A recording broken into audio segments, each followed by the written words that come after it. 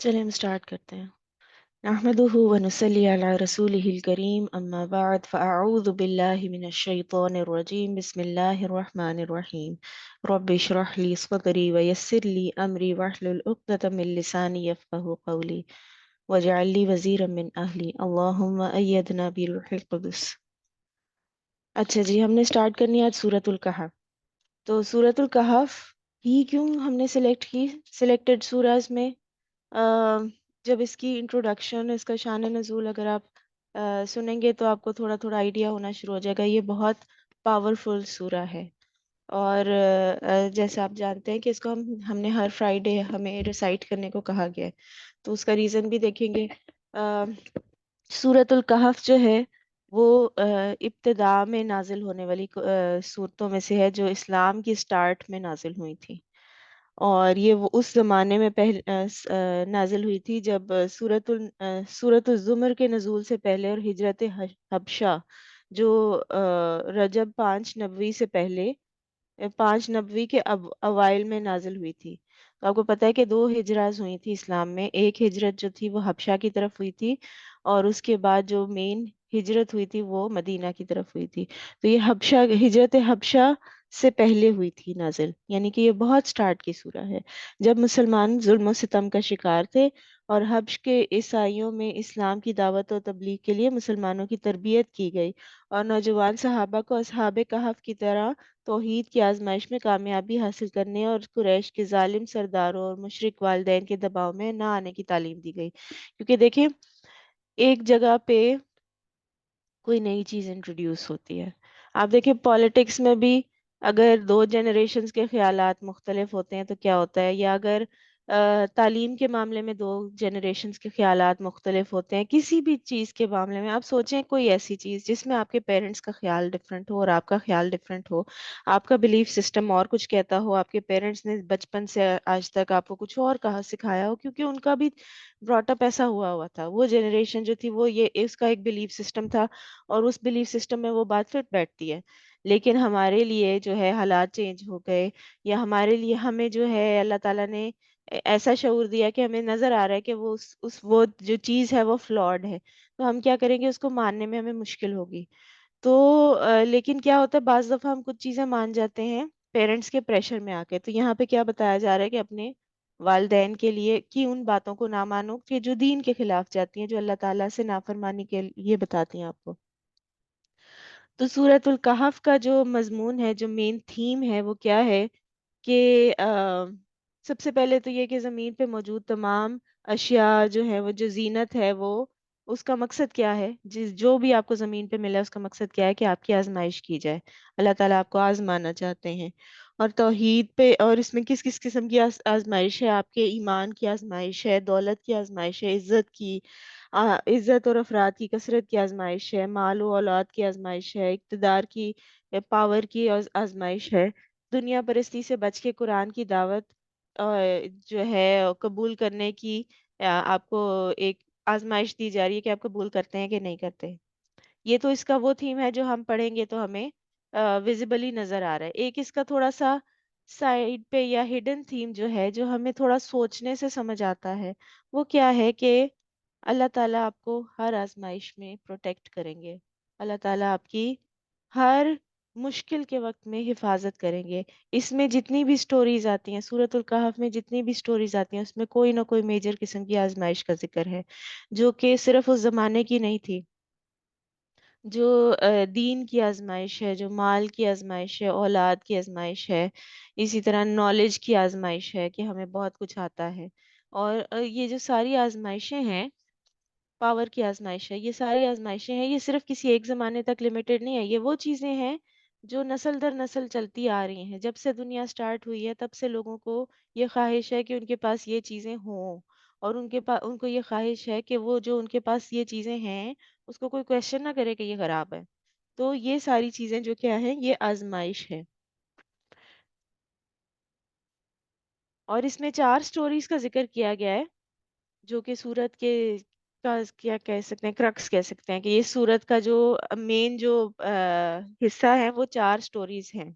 अगर आप इसको डिवाइड करना चाहें तो सबसे पहले इसमें आती है कुछ نوجوانوں کی سٹوری آتی ہے کہ جو اللہ تعالیٰ کے دین کی خاطر ایک ظالم بادشاہ، ایک کافر ظالم بادشاہ سے بچ کے پہاڑوں میں پناہ لیتے ہیں. اور پھر اس کو ہم کہیں گے کہ دین کی آزمائش ہے. جب لوگ دوسرے لوگوں کو، جب لوگ کسی کو اس کے دین کی وجہ سے جو ہے ٹارچر کریں، اس کے دین کی وجہ سے اس کو دھمکیاں دیں، تھریٹس دیں، مارنے کی کوشش کریں، یا اس کا جینا محال کر دیں، تو اس کو کیا کہتے ہیں؟ آ، دین کی آزمائش، فتنۃ الدین. دوسری جو سٹوری ہے وہ کیا ہے؟ گارڈنز کے بارے میں ہے. دو باغ کے بارے میں ایک سٹوری آئے گی. اور وہ دو باغ جو ہیں، باغ کیا ہوتے ہیں؟ پراپرٹی ہوتے ہیں، مال ہوتے ہیں. تو یہ کیا ہوگا؟ فتنۃ المال. جب آپ کے پاس مال ہو اور وہ آپ کے دماغ کو چڑھ جائے، جب آپ کی جو ہے نا بہت زیادہ آپ کو مال کا غرور ہو جائے، یا مال کی بہت خوشی ہو آپ کو، اللہ تعالیٰ فراوانی دے، بہت زیادہ پراسپیرس ہو آپ، اور آپ کو جو ہے وہ مال آپ خود کو کچھ سمجھنے لگے، تو وہ کیا ہوگا؟ فتنۃ المال. اور پھر تیسری سٹوری ہم پڑھیں گے موسیٰ علیہ السلام اور خضر کی. اور وہ کیا ہے؟ ایسے نالج کا فتنہ جو کہ ہمبلنس کو نہ پہنچے، جو کہ آپ کی جو کہ آپ کے اندر عاجزی نہ پیدا کرے. ایسا نالج جو آپ کے اندر عاجزی نہ پیدا کرے، وہ کیا ہوتا ہے؟ فتنہ ہوتا ہے. تو فتنۃ العلم. اور ایک ایسا علم کہ جو ہیوملٹی پیدا نہ کرے. اور پھر لاسٹ سٹوری ہے ذوالقرنین کی. ذوالقرنین ایک بادشاہ تھا، اور اس کے پاس انتہا درجے کی پاور تھی. تو یہ کیا ہوگا؟ فتنۃ القوہ، یعنی کہ پاور کا فتنہ. اچھا جی، سورۃ الکہف کے فضائل کیا ہیں؟ سورۃ الکہف کے کچھ فضائل دیکھ لیتے ہیں ہم.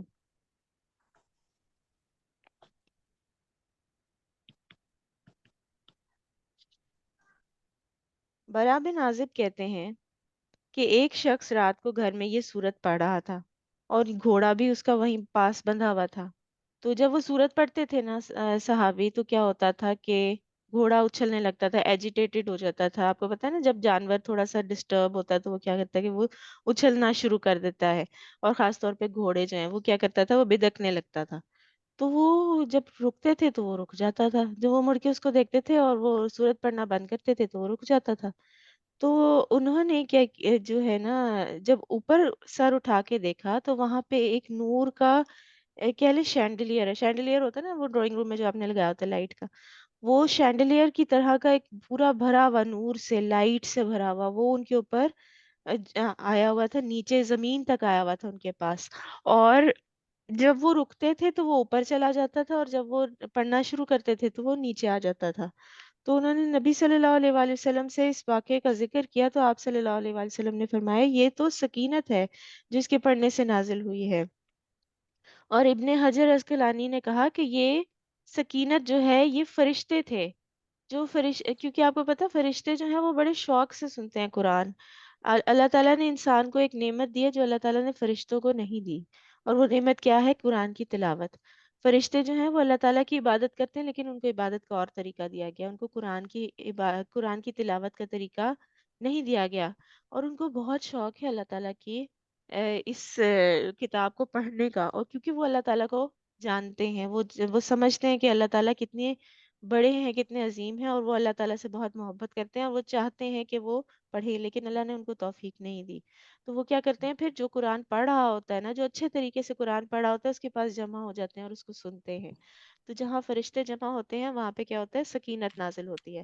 تو امام ابن حجر جو ہیں ان کا یہ خیال ہے کہ یہ جو سکینت نبی صلی اللہ علیہ وآلہ وسلم کہہ رہے ہیں، یہ اصل میں فرشتے تھے، کیونکہ فرشتے جہاں پہ آتے ہیں وہاں پہ سکینت نازل ہوتی ہے. اچھا، اب یہ جو ہے سورت ہے، یہ ایک نازل ہوئی تھی اسلام کے پہلے سٹارٹ کے دور میں، پہلے 1-2 سال میں نازل ہوئی تھی. تو اس کے اندر بہت ساری جو ہے نا سختیوں کا ذکر کیا گیا ہے، بہت سارے فتنوں کا ذکر کیا، آزمائشوں کا ذکر کیا گیا ہے. کیونکہ ظاہر ہے ریلیٹیبل چیز کون سی ہوتی ہے کہ جو آپ کی ریئل لائف سے قریب تر ہو. تو ہماری زندگی میں بھی بہت سارے فتنے ہیں.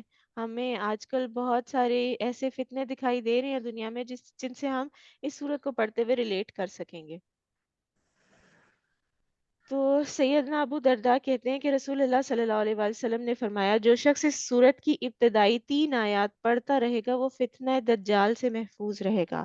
تو ابھی ہم نے بہت سارے فتنوں کا ذکر کیا، ہماری زندگی میں بھی بہت سارے فتنے ہیں، ہماری آج کل کی دنیا میں بھی بہت سارے فتنے ہیں۔ ان سارے فتنوں سے زیادہ بڑا دنیا کے آغاز سے لے کے اب تک کے جو فتنے جتنے بھی نازل ہوئے انسانیت کے اوپر، ان میں سب سے بڑا فتنہ جو ہے وہ فتنہ الدجال ہے۔ تو فتنہ الدجال کیا ہے؟ دجال ایک بندہ ہوگا کہ جو زمین پہ آئے گا، قیامت کے قریب اس کا نزول ہوگا، اور وہ قیامت کی نشانیوں میں سے ہے، اور وہ قیامت کی سخت ترین نشانیوں میں سے ہے۔ اس کا نزول ہوگا اور وہ کیا کرے گا؟ خود کو آ کے کہے گا کہ میں خدا ہوں، ٹھیک ہے؟ اور وہ خدائی کا دعویٰ کرے گا، اور اس کے بعد کیا ہوگا کہ وہ اللہ تعالیٰ اس کو کچھ پاورز بھی دے دیں گے، کیونکہ وہ فتنہ ہے نا، آزمائش ہے لوگوں کی، تو اللہ تعالیٰ اس کے ذریعے لوگوں کا ایمان ٹیسٹ کریں گے۔ کس لیول پہ ٹیسٹ کریں گے؟ کہ دجال کے پاس یہ پاور ہوگی کہ وہ ایسے انگلیاں سنیپ کرے چٹکی بجائے اور اس سے بارش ہو جائے، اور یا اس سے پودے اگنا شروع ہو جائے، یا اس سے بارش رک جائے، کہیں کا پانی سوکھ جائے، اور اس سے جو جتنا بھی کھانا پینا جو کچھ بھی ہے وہ سب کچھ غائب ہو جائے۔ تو جو بندہ دجال کو ایکسیپٹ کرے گا، دجال اس کے لیے بارش گرائے گا، اور اس کے لیے فراوانی ہوگی۔ اور جو بندہ دجال کو ریجیکٹ کر دے گا، اس کی بات نہیں مانے گا، اس کے لیے وہ بھوک پیاس اور اس طرح کی چیزیں اس پہ مسلط کرے گا۔ تو یہ ایک بہت بڑی آزمائش ہوگی اس وقت کے جو مومن ہوں گے ان کے لیے۔ تو اس کے لیے جو ہے یہ صورت ہمیں تیار کرتی ہے، اور اس سے حفاظت کی بھی ہمیں اس سے حفاظت کے لیے بھی ہمیں اس صورت کو پڑھنے کا کیا کہا گیا ہے۔ مختلف احادیث سے پتہ چلتا ہے کہ اگر آپ سورۃ الکہف کی پہلی 10 آیات کو یاد کر لیں گے، زبانی یاد کر لیں گے، اور اس کو اچھے سے پڑھتے رہیں گے، تو کیا ہوگا؟ فتنہ دجال سے وہ آپ کی حفاظت کر دیں گے۔ تو اگر کوئی ایسا بندہ ہے کہ جو فتنہ دجال دیکھے، اللہ تعالیٰ ہمیں سے محفوظ رکھے۔ نبی صلی اللہ علیہ وآلہ وسلم کی ایک حدیث آتی ہے، اس کا مفہوم میں آپ کو بتا دیتی ہوں۔ ایک دفعہ صحابہ جو تھے، آپ کو پتہ ہے صحابہ جو تھے نا، وہ نبی صلی اللہ علیہ وآلہ وسلم سے جو سیکھتے تھے نا، بڑے شوق سے سیکھتے تھے۔ جب آپ کوئی چیز بڑے شوق سے سیکھتے ہیں نا، تو آپ آپس میں بیٹھ کے اس کو ڈسکس کرتے ہیں، بار بار ڈسکس کرتے ہیں۔ آپ کا دل چاہتا ہے کہ وہ چیز جو ہے وہ آپ کے ذہن میں جو ہے بار بار گھومتی رہتی ہے ہر وقت۔ تو صحابہ بیٹھ کے جو نبی صلی اللہ علیہ وآلہ وسلم سے لیسنز لیتے تھے، اس کو ڈسکس کرتے تھے۔ تو وہ ڈسکس کر رہے تھے ایک بار دجال کے بارے میں۔ تو دجال کے بارے میں باتیں کرتے کرتے وہ ان کے اوپر ایسی ہیبت سواری، وہ ایسے ڈر گئے کہ ان کو لگنے لگا کہ دجال باہر جھاڑیوں میں چھپا ہوا ہے، وہ بھی آ کے ہم پہ اٹیک کر دے گا۔ وہ بہت زیادہ ڈر گئے صحابہ آپس میں بات کرتے ہوئے۔ تو نبی صلی اللہ علیہ وآلہ وسلم اتنے میں تشریف لائے، تو انہوں نے ان سے پوچھا کہ کیا ہوا؟ تو انہوں نے بتایا کہ نبی صلی اللہ علیہ وسلم کو، یہ یا رسول اللہ، ہم باتیں کر رہے تھے دجال کی، تو ہم آپس میں باتیں کرتے کرتے اتنا ڈر گئے کہ ہمیں تو لگ رہا ہے کہ وہ ابھی آ جائے گا۔ تو نبی صلی اللہ علیہ وآلہ وسلم نے ان کو دجال کے بارے میں بتایا کہ کس طرح کا ہوگا، اور انہوں نے ان کو ڈیٹیلز بتائیں، کس زمانے میں کس طرح کے زمانے میں آئے گا وہ، کس طرح کی اس کا حلیہ ہوگا، وہ کیا کرے گا، اس کی کیا پاورز ہوں گی، یہ ساری چیزیں اس کو بتائیں، اور صحابہ کو بتائیں۔ اور اس کے بعد انہوں نے کہا کہ اگر تو دجال جب آیا اور میں تمہارے درمیان موجود ہوا، تو اس سے حفاظت کے لیے میں تمہارے لیے کافی ہوں گا۔ یعنی کہ دجال سے حفاظت کے لیے اگر نبی صلی اللہ علیہ وآلہ وسلم کے زمانے میں دجال آ جاتا، تو نبی صلی اللہ علیہ وآلہ وسلم کافی تھے اس سے نمٹنے کے لیے۔ لیکن اگر میں تمہارے درمیان موجود نہیں ہوگا، تو پھر تم سب اپنی اپنی حفاظت کے خود ذمہ دار ہوگے۔ یعنی پھر کوئی ایسا ایک بندہ نہیں ہوگا کہ جس کے پاس ہم جائیں گے اور وہ ہمیں دجال کے فتنے سے محفوظ کر لے گا، بلکہ کیا ہوگا کہ ہماری حفاظت ہمارے اپنے اپنے ذمے ہوگی۔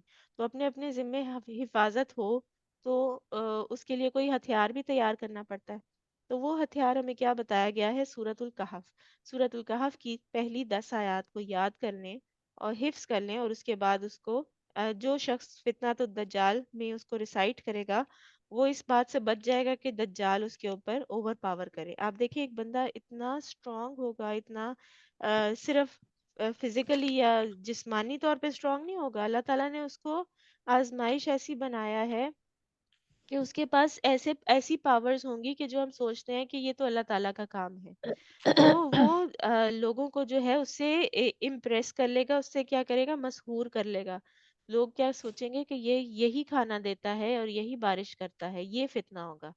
تو اتنا جو آپ دیکھیں، آپ وہ چیز بلیو کرتے ہیں نا جو آپ کی نظروں سے جو آپ کے نظروں کے سامنے نظر آ رہی ہے. تو اگر آپ کے سامنے آنکھوں کے سامنے آنکھوں دیکھا حال جو ہے وہ ایسا ہو جائے گا کہ اللہ تعالیٰ کے علاوہ کوئی ایسی ایسی مخلوق ہے کہ جو، اللہ تعالیٰ تو خالق ہے، مخلوق میں سے کوئی ایسا ہے کہ جو یہ سارے کام کر رہا ہے، تو آپ کو کنفیوز کر دے گا.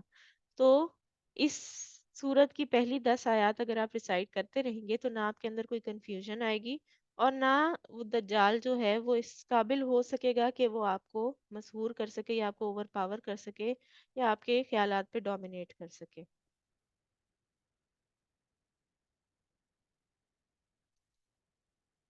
اچھا جی. مختلف احادیث سے ہمیں یہ بھی پتہ چلتا ہے کہ اگر ہم سورۃ الکہف جمعے کو ریسائٹ کریں، ہر جمعے کے جمعے سورۃ الکہف کی تلاوت کریں، تو کیا ہوتا ہے کہ ایک جمعے سے دوسرے جمعے تک ہمارے لیے نور آ جاتا ہے. اور ایک اور حدیث سے آتا ہے کہ اتنا زیادہ نور آتا ہے کہ وہ ہماری جہاں ہم بیٹھے ہیں وہاں سے لے کے مکہ تک کے راستے کو، پورے راستے کو جو ہے وہ لائٹ اپ کر سکتے ہیں. اتنا زیادہ نور ہمارے لیے ایک جمعے سے دوسرے جمعے تک آ جاتا ہے. اور پھر اگر وہ بندہ جو ہے وہ دجال کو دیکھے گا تو وہ اس سے سیف رہے گا کہ یہ دجال اس پہ قابو پا لے، اس بات سے وہ محفوظ رہے گا. تو اچھا، اب ہم یہ سوچتے ہیں کہ یہ ایک ایسی صورت ہے جس کے اندر بہت ساری سٹوریز ہیں، تو پھر ہم اسے فتنہ تو دجال سے کیوں لنک کریں؟ دیکھیں، فتنہ دجال جو ہے وہ مین کائنڈ کا، ساری انسانیت کا سب سے بڑا فتنہ ہے. تو اس میں کیا ہوگا کہ دجال جو ہے وہ خود خدائی کا دعویٰ کرے گا، اور خدائی کا دعویٰ کرے گا تو پھر اس میں وہ کیا چیز کلیم کر رہا ہوگا؟ پاور کلیم کر رہا ہوگا. آپ دیکھیں یہ صورت سٹارٹ ہوتی ہے ایسے نوجوانوں کے واقعے سے کہ جو ایک ظالم بادشاہ سے بچ کے، ظالم بادشاہ جو ہے وہ کیا کرنا چاہتا تھا، ان کو ان کے دین کی وجہ سے مار دینا چاہتا تھا. تو وہ ایک ظالم بادشاہ سے بچ کے، اس کی ہتھ کنڈوں سے چھپ کے، اور وہ پہاڑوں میں جا کے پناہ لے لیتے ہیں. اس کو ریجیکٹ کر کے، اس کو چھوڑ کے، اس کی بات نہ مان کے وہ جا کے پہاڑوں میں چھپ گئے، اور انہوں نے اللہ تعالیٰ سے مدد مانگی اور اللہ تعالیٰ نے ان کی مدد کر دی. اور مدد کس طرح سے کی؟ آ، ان کو سلا دیا. تو اللہ تعالیٰ نے ہمارے لیے بھی یہ ایک لیسن رکھا ہے. یہ جو پہلی 10 آیات ہیں یہ ہمیں کیا بتاتی ہیں کہ وہ جو ظالم بادشاہ ہے اس سے ہم بچ کے جو ہے ماؤنٹینس میں پناہ لے سکتے ہیں. اور جب فتنہ دجال کا ظہور ہوگا تو وہ ظالم بادشاہ کون ہوگا؟ وہ دجال ہوگا ہمارے لیے. اور اگر آپ دیکھیں تو پوری 10 آیات تک جو ہے اللہ تعالیٰ ہمیں روک دیتے ہیں. یہ ہم نے بس 10 آیات ریسائٹ کرنی ہے فتنہ تو دجال سے بچنے کے لیے.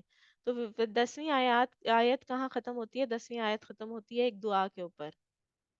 تو دعا کے بعد جو ہے اگلی آیت میں کیا بتایا جاتا ہے؟ دعا کس چیز کی ہے کہ جب اصحاب کہف نے اللہ تعالیٰ سے دعا کی کہ اللہ تعالیٰ ہمیں اس اپنی رحمت سے جو ہے بہترین جو ہمارے لیے انتظام کر دیں. اور پھر نیکسٹ آیت جو ہے آیت نمبر 11، اس میں بتایا جاتا ہے کہ اللہ تعالیٰ نے ان کو بچا لیا، کس طرح سے؟ انہیں سلا کے. اب جب فتنہ تو دجال نازل ہوگا تو ہمارا ریلیف کس طرح سے ہوگا؟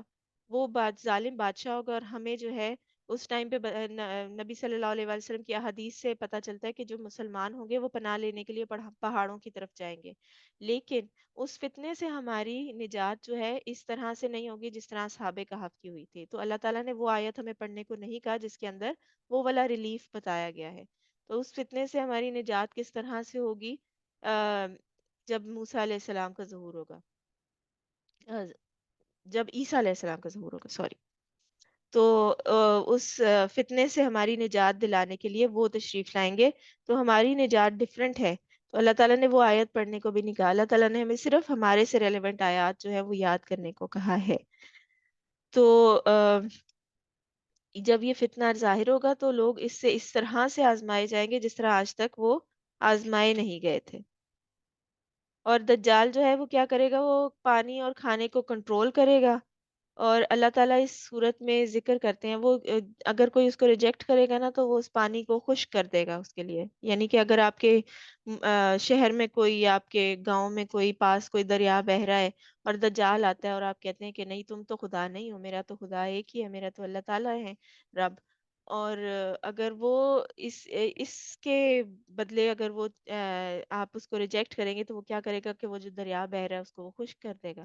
اس کے پاس یہ پاور ہوگی کہ وہ اس کو ڈرائی آؤٹ کر دے. آپ کے گاؤں میں جتنا بھی کھانے پینے کے سامان جمع ہے وہ سارا کچھ ختم کر دے. وہ یہ اس کے اختیار میں اللہ تعالیٰ نے دیا ہوگا. لیکن اللہ تعالیٰ کیا کہتے ہیں یہاں پہ سورۃ الکہف میں ہی آگے ایک آیت آتی ہے جس میں اللہ تعالیٰ یہ بتاتے ہیں کہ ہم ہیں جو ہم نے زمین کو اس کی زینت عطا کی ہے اور ہم ہی اس کو واپس لے کے جائیں گے اور ہم ہی اس کو خشک کر دیں گے. یہ ہے نا اِنَّا جَعَلْنَا مَا عَلَى الْأَرْضِ زِينَةً لَهَا لِنَبْلُوَهُمْ أَيُّهُمْ أَحْسَنُ عَمَلًا وَإِنَّا لَجَاعِلُونَ مَا عَلَيْهَا صَعِيدًا جُرُزًا. اس کو صعیدن جروزہ جو ہے ہم کریں گے، کوئی اور نہیں کرنے والا. تو اس وقت کا فتنہ کیا ہوگا کہ آپ کی نظروں کے سامنے کوئی اور بندہ وہ کام کر رہا ہوگا اور آپ نے یہ بلیو اپنے دل میں زندہ رکھنا ہے کہ یہ کام وہ نہیں کر رہا، اللہ تعالیٰ کرے.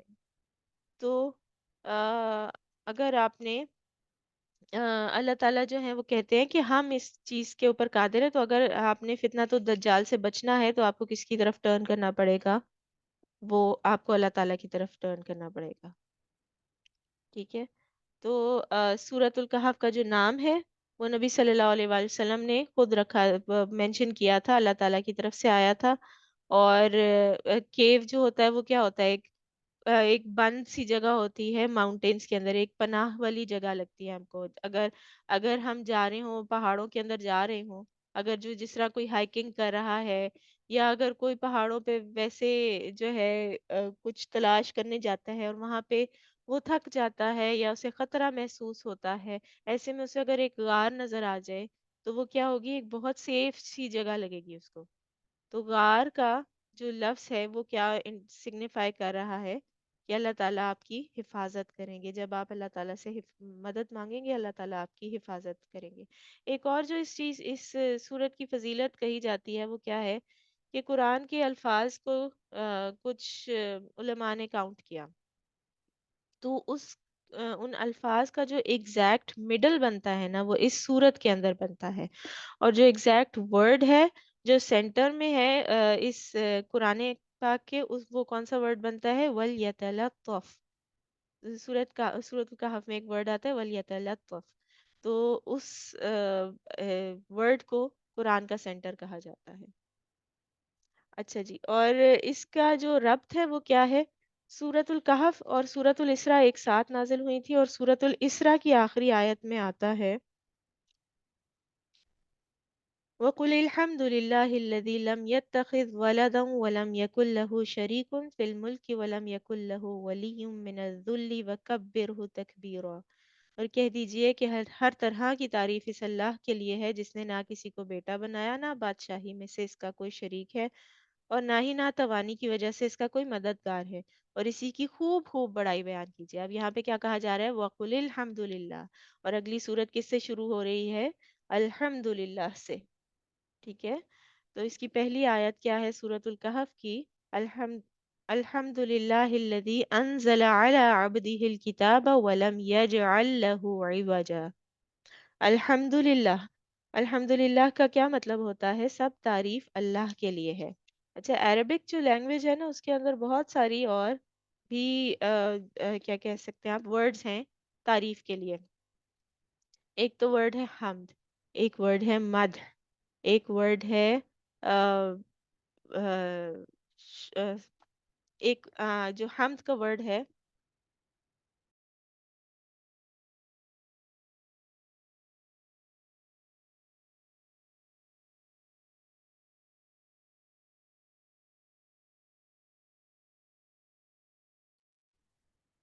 اچھا جی، حمد کا ورڈ جو ہے وہ کیا ہے؟ آل انکلوسیو ہے. دوسرا ورڈ ہے مدح. مدح کیا ہوتی ہے؟ تعریف کو ہی کہتے ہیں، لیکن ایسی تعریف ہوتی ہے کہ جو جھوٹی بھی ہو سکتی ہے. ایسی تعریف ہوگی کہ جو ہو سکتا ہے کہ اصل میں وہ اس بندے کے اندر ایسی چیزیں موجود نہ ہوں لیکن آپ اس کو اس لیے تعریف کر رہے ہیں کیونکہ آپ اس کو فلیٹر کرنا چاہتے ہیں، آپ اس کی جو ہے نا آپ اس کو کہنا چاہتے ہیں کہ اپنے جو ہے اپنی طرف مائل کرنا چاہتے ہیں۔ تو ایسا ہو سکتا ہے، بعض دفعہ ایسا ہوتا ہے نا کہ ہماری کوئی ایسی تعریف کر رہا ہوتا ہے، ہمیں پتہ ہے کہ ہوتا ہے کہ یہ ہمیں جو ہے فلیٹر کر رہا ہے، یہ ایکچولی ہمارے اندر یہ چیز نہیں ہے۔ پھر اس کے علاوہ حمد کے اندر ایک ایسپیکٹ ہوتا ہے شکر کا۔ تو اگر ہم کہیں اشکر اللہ، اشکر للہ، تو اس میں کیا ہوگا کہ شکر کس چیز پہ کیا جاتا ہے کہ آپ کے لیے کوئی کچھ کرے تو اس کے رسپانس میں آپ اس کا شکر ادا کریں۔ تو یہ دونوں چیزیں جو ہیں یہ اللہ تعالیٰ کی ذات پہ، اور دوسرا کیا ہے کہ مدح تب ہوتی ہے کہ جب کوئی اس کو کر رہا ہو۔ تو حمد کا جو ورڈ ہے اس کے اندر ایٹ دا سیم ٹائم آتا ہے المدح و شکر للہ، ہم ایسے بھی کہہ سکتے تھے نا۔ لیکن کیا ہے کہ مدح کا جو لفظ آتا ہے وہ اس میں جھوٹی تعریف بھی ہو سکتی ہے، شکر کا جو لفظ آتا ہے وہ کسی چیز کے رسپانس میں آتا ہے۔ آپ کو کوئی نعمت ملی تو اس پہ آپ نے شکر ادا کیا، آپ کو کوئی جو اللہ تعالیٰ نے خوش کیا، اللہ تعالیٰ نے آپ کی کوئی نہ کوئی آپ کو چیز دی۔ لیکن اللہ تعالیٰ کی ذات ایسی ہے کہ اللہ تعالیٰ اگر آپ کو کچھ نہیں بھی دے رہے تو وہ آپ کے رب ہیں، اور ہم آپ کے اور میرے رب ہیں، اور اس بات پہ بھی ان کی جو ہے حمد جو ہے وہ حمد ہر حال میں ڈیزرو کرتے ہیں۔ تو الحمدللہ کا کیا مطلب ہوگا کہ کوئی کرے یا نہ کرے، آپ کو کچھ ملے یا نہ ملے، اللہ تعالیٰ کو کوئی مانے یا نہ مانے، ساری تعریف اور سارا شکر جو ہے وہ اللہ تعالیٰ کو ڈیو ہے، وہ اللہ تعالیٰ کا ہے۔ تو الحمد جو ہے وہ بہت بڑا پاورفل لفظ ہے۔ ایٹ دا سیم ٹائم آپ اللہ تعالیٰ کا شکر بھی ادا کر رہے ہیں، آپ اللہ تعالیٰ کی تعریف بھی کر رہے ہیں، اور اس بات کی کوئی ضرورت نہیں ہے کہ آپ کسی وجہ سے کریں اس کو، آپ بغیر وجہ کے الحمدللہ کہہ سکتے ہیں۔ اور اس کا کیا مطلب ہوگا کہ اللہ تعالیٰ ساری تعریف اور سارے شکر کے حقدار ہیں، even without having to do anything, کیونکہ وہ رب ہے۔ جو رب ہوتا ہے رب کی کیا ڈیفینیشن ہوتی ہے؟ وہ خالق ہوتا ہے، مالک ہوتا ہے، اور پلانر ہوتا ہے، کریٹر، ماسٹر، پلانر، جو آپ کو تخلیق کرتا ہے، آپ کو اون کرتا ہے، آپ کا مالک ہوتا ہے، اور آپ کے لیے آپ کی زندگی کو پلان کرتا ہے۔ تو یہ جو ساری چیزیں ہیں یہ اگر کسی کے اندر ہوں تو وہ جو ہے آٹومیٹیکلی حمد اور شکر کا حقدار بن جاتا ہے۔ اور پھر ہم کیا کہتے ہیں؟ الحمد للہ الذی، سب تعریف اللہ کے لیے ہے جس نے اپنے بندے پر یہ کتاب نازل کی اور اس میں کوئی کجی نہیں رکھی۔ اب سورت کس سے سٹارٹ ہو رہی ہے؟ الحمد للہ الذی انزل علی عبدہ الکتاب۔ اس بات پہ شکر ادا کر رہے ہیں ہم کہ اللہ تعالیٰ نے اپنے بندے کے اوپر ایک کتاب نازل کی جس کے اندر کوئی خرابی نہیں ہے۔ اور دیکھیے پچھلی سورت کے اینڈ پہ کیا آ رہا تھا کہ اللہ تعالیٰ کی تعریف کس لیے الحمدللہ کس لیے کہا جائے کہ اللہ تعالیٰ ایک تو ان کا وہ اکیلے ہیں، نہ ان کا کوئی بیٹا ہے، نہ بادشاہی میں ان کا کوئی شریک ہے، نہ وہ کمزور ہیں، نہ ان کا کوئی مددگار ہے، اور اس کی خوب خوب بڑائی کیجیے۔ تو اس کا مطلب کیا ہے کہ اللہ تعالیٰ اس ہر چیز پر قادر ہیں، اللہ تعالیٰ اکیلے ہیں، بادشاہ ہیں، ہر چیز جو ہے ان کے اختیار میں ہے۔ اور اس اختیار کے ساتھ جو نیکسٹ چیز جس کی ہم تعریف کر رہے ہیں وہ کیا ہے کہ اللہ تعالیٰ نے اپنے بندے پہ کتاب نازل کی۔ یہ کتاب، یہ قرآن حکیم ان اٹ سیلف اتنا بڑا معجزہ ہے، اتنا بڑا انعام ہے کہ ہمیں اس کی وجہ سے اللہ تعالیٰ کی تعریف کرنی چاہیے کہ اللہ تعالیٰ نے اپنے بندے پہ یہ نازل کیا۔ تو اللہ تعالیٰ کے مستحق سنا ہونے کی یہ وجہ بھی ہے کہ اللہ تعالیٰ نے ایسی کتاب نازل فرمائی ہے کہ اس کے اندر جو ہے ساری جتنی بھی چیزیں بیان کی گئی ہیں اس کے اندر کوئی ڈیویشن نہیں ہے، کوئی کنفیوژن نہیں ہے، کوئی ایسی بات نہیں ہے کہ جو آپ کو کلیئر نہ ہو رہی ہو۔ آپ جب پڑھیں تو آپ سوچیں اچھا یہ پتہ نہیں یہ جو ہے اللہ تعالیٰ کی عبادت کرنے کا کہا جا رہا ہے کہ یا کسی اور کی عبادت کرنے کا کہا جا رہا ہے، پتہ نہیں یہ کس کس وجہ سے جو ہے یہ بات فلانی بات کہی جا رہی ہے۔ ہر چیز جو قرآن میں ہے، ہر حکم بہت کلیئر ہے، اور اللہ تعالیٰ نے اور اللہ تعالیٰ نے اس کے اندر کسی قسم کی کوئی خرابی، کوئی خامی رہنے ہی نہیں دی۔ اس کے اندر جو ہے کوئی گرامیٹیکلی ایرر نہیں ہے، اس کا کلام جو ہے وہ پرفیکٹ ہے، اس کا جو میننگ ہے وہ پرفیکٹ ہے، اس کا میننگ ہماری زندگی کو کا احاطہ کرنے والا ہے، ہماری زندگی کے ہر ایسپیکٹ کو کور کرنے والا ہے۔ پھر دوسری بات کیا ہے؟ اللہ تعالیٰ نے کس پہ کتاب نازل کی؟ علی عبدہ۔ اللہ تعالیٰ کون ہے؟ سب سے بڑے ہیں ہم سے، ہمارے خالق ہیں۔ صرف اللہ تعالیٰ خالق ہیں، باقی ہر چیز مخلوق ہے۔ آپ کسی بھی چیز کا سوچ لیں، کسی بھی ہستی کا سوچ لیں، اللہ کے علاوہ ہے تو وہ مخلوق ہے، ٹھیک ہے؟ تو اللہ تعالیٰ جو ہے سب سے بڑی ہستی، وہ کیا کہہ رہے ہیں؟ اعلیٰ عبدی ہی، اتنے بڑے میریکل کا کے نزول کا ذکر کر رہے ہیں، اتنے بڑے انعام کا ذکر کر رہے ہیں، تو اس کے ساتھ وہ نبی صلی اللہ علیہ وآلہ وسلم کو کیا کہہ رہے ہیں؟ عبدی ہی، میرا بندہ۔ تو جب بھی کوئی بہت بڑا شخص ہوتا ہے، بہت بڑا کوئی مشہور شخص ہوتا ہے جس سے ہم ایسوسیٹ کرنا چاہتے ہیں، ہماری ایک ہیومن نیچر ہے کہ ہم جو لوگ ہمیں، جن لوگوں سے ہم امپریس ہوتے ہیں، ہم ان سے ریلیٹ کرنا چاہتے ہیں۔ وہ فلانے جو اسکالر ہیں نا، میرے ہمسائے کے فلانے رشتہ دار جو ہے نا، وہ ایک دفعہ ان سے ملے تھے، تو ہم یہ ریلیشن بھی بنا لیتے ہیں کیونکہ ہم ان سے ریلیٹ کرنا چاہتے ہیں۔ تو جب اللہ تعالیٰ کی ہستی کی بات ہو رہی ہے، اللہ تعالیٰ اتنے عظیم ہے، اتنے بڑے ہیں، خالق ہیں، تو ایک بندے کے لیے جو ہے وہ سب سے آنر کی کیا بات ہوگی کہ اللہ تعالیٰ اس سے کہیں کہ یہ میرا بندہ ہے۔ اللہ تعالیٰ اسے اپنے ساتھ جب ریلیٹ کریں گے نا، عبدی ہی کہیں گے، تو وہ بہت آنر کی بات ہوگی۔ تو اللہ تعالیٰ نے وہ آنر کس کو دیا؟ نبی صلی اللہ علیہ وآلہ وسلم کو یہاں پہ دیا ہے کہ اللہ تعالیٰ نے اپنے بندے کو کہا کے اوپر کتاب نازل کی ہے، اپنے بندے کو کتاب دی ہے، اور اس کے اندر کوئی کجی نہیں رکھی۔ تو نبی صلی اللہ علیہ وآلہ وسلم کو اللہ تعالیٰ نے اپنا بندہ، آپ قرآن میں دیکھیں گے اور جگہ پہ بھی کہا گیا ہے، تو وہ ہر ایسی جگہ ہوتی ہے کہ جو بہت احترام کی جگہ ہوتی ہے۔ یہاں پہ بھی بہت احترام کی جگہ ہے کہ اللہ تعالیٰ نے کہا ہے کہ میں نے اپنے بندے پہ یہ کتاب نازل کی ہے جس کے اندر کوئی کمی کجی خرابی نہیں ہے۔ قیما لینذر بأسا شدیدا من لدنہ ویبشر المؤمنین الذین یعملون الصالحات ان لهم اجرا حسنا۔ یہ سیدھا راستہ بتانے والی کتاب ہے تاکہ لوگوں کو اللہ کے سخت عذاب سے ڈرائے، اور ان ایمان والوں کو جو نیک عمل کرتے ہیں یہ بشارت دے دے کہ یہ ان کے لیے اچھا اجر ہے۔ اچھا جی، قرآن جو ہے وہ قیمن ہے۔ قیمن کا ایک معنی تو ہے کہ یہ سیدھا کرنے والی ہے، سیدھا راستہ بتانے والی ہے۔ دوسرا معنی یہ ہے کہ یہ سابقہ آسمانی کتابوں کے لیے ایک معیار اور کسوٹی کا کام دیتی ہے، یعنی کہ قیمن سیدھا کرنے والی ہے۔ جو اس وقت کا دین تھا، جس وقت قرآن حکیم نازل ہونا شروع ہوا تھا، وہ کیا تھا؟ جو قریش مکہ تھے، وہ کیا کرتے تھے؟ آ، ان کو وہ سٹارٹ انہوں نے لیا تھا دین ابراہیمی سے، ابراہیم علیہ السلام کے دین پہ تھے، لیکن آہستہ آہستہ کیا ہوا؟ ڈیویشنز آتی گئیں، وہ اس سے ہٹتے گئے، ہٹتے گئے، ہٹتے گئے۔ تو کرتے کرتے جو ہے نا وہ ایسے خراب ہو گئے کہ وہ نہ دین ابراہیمی پہ رہے، نہ وہ کسی اور دین پہ رہے، بلکہ وہ کیا ہو گیا؟ شرک میں پڑ گئے۔ تو قرآن جو اب ابراہیم علیہ السلام کے دین کے بعد جو ہے آ، جتنی بھی آسمانی کتابیں نازل ہوئیں آج تک، جتنے بھی صحیفے نازل ہوئے، وہ سارے جو ہیں لوگ ان پہ قائم نہیں رہے۔ ان کے اندر یا تو انہوں نے کوئی چینجز کر لیا، یا پھر انہوں نے اس کو اپنی مرضی سے ڈھال لیا، ان کو اپنی مرضی سے استعمال کرنا شروع کر دیا۔ لیکن قرآن چونکہ فائنل بک تھی، تو اللہ تعالیٰ نے اس کے لیے اسپیشل انتظام کیا۔ اللہ تعالیٰ نے اس کے لیے جو ہے ایسی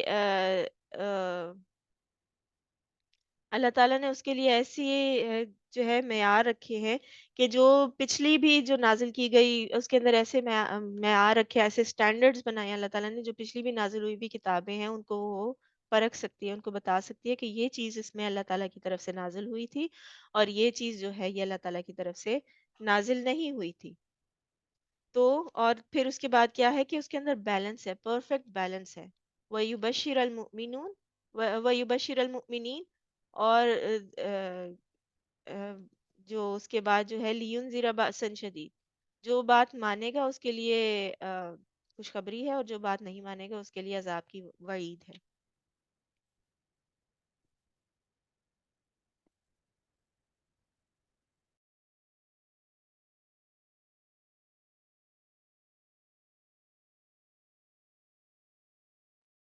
اور عذاب کی وعید میں، اور جو اس کے اندر جو وہ اس کے مضامین ہے، اس کے اندر وہ کیا بتا رہی ہے کہ قیامت آنے والی ہے اور ہمیں اس کی تیاری کر لینی چاہیے، اور اس کے علاوہ جو ہے ہمیں وہ تیار کریے ان ٹیسٹ سے، جو اس کے اندر ٹیسٹ کا ذکر آیا ہوا ہے، کچھ سٹوریز کے اندر کچھ ٹیسٹ کا ذکر آیا ہوا ہے، اس سے بڑے جو ٹیسٹ ہیں اس کے لیے وہ ہمیں تیار کر رہی ہے۔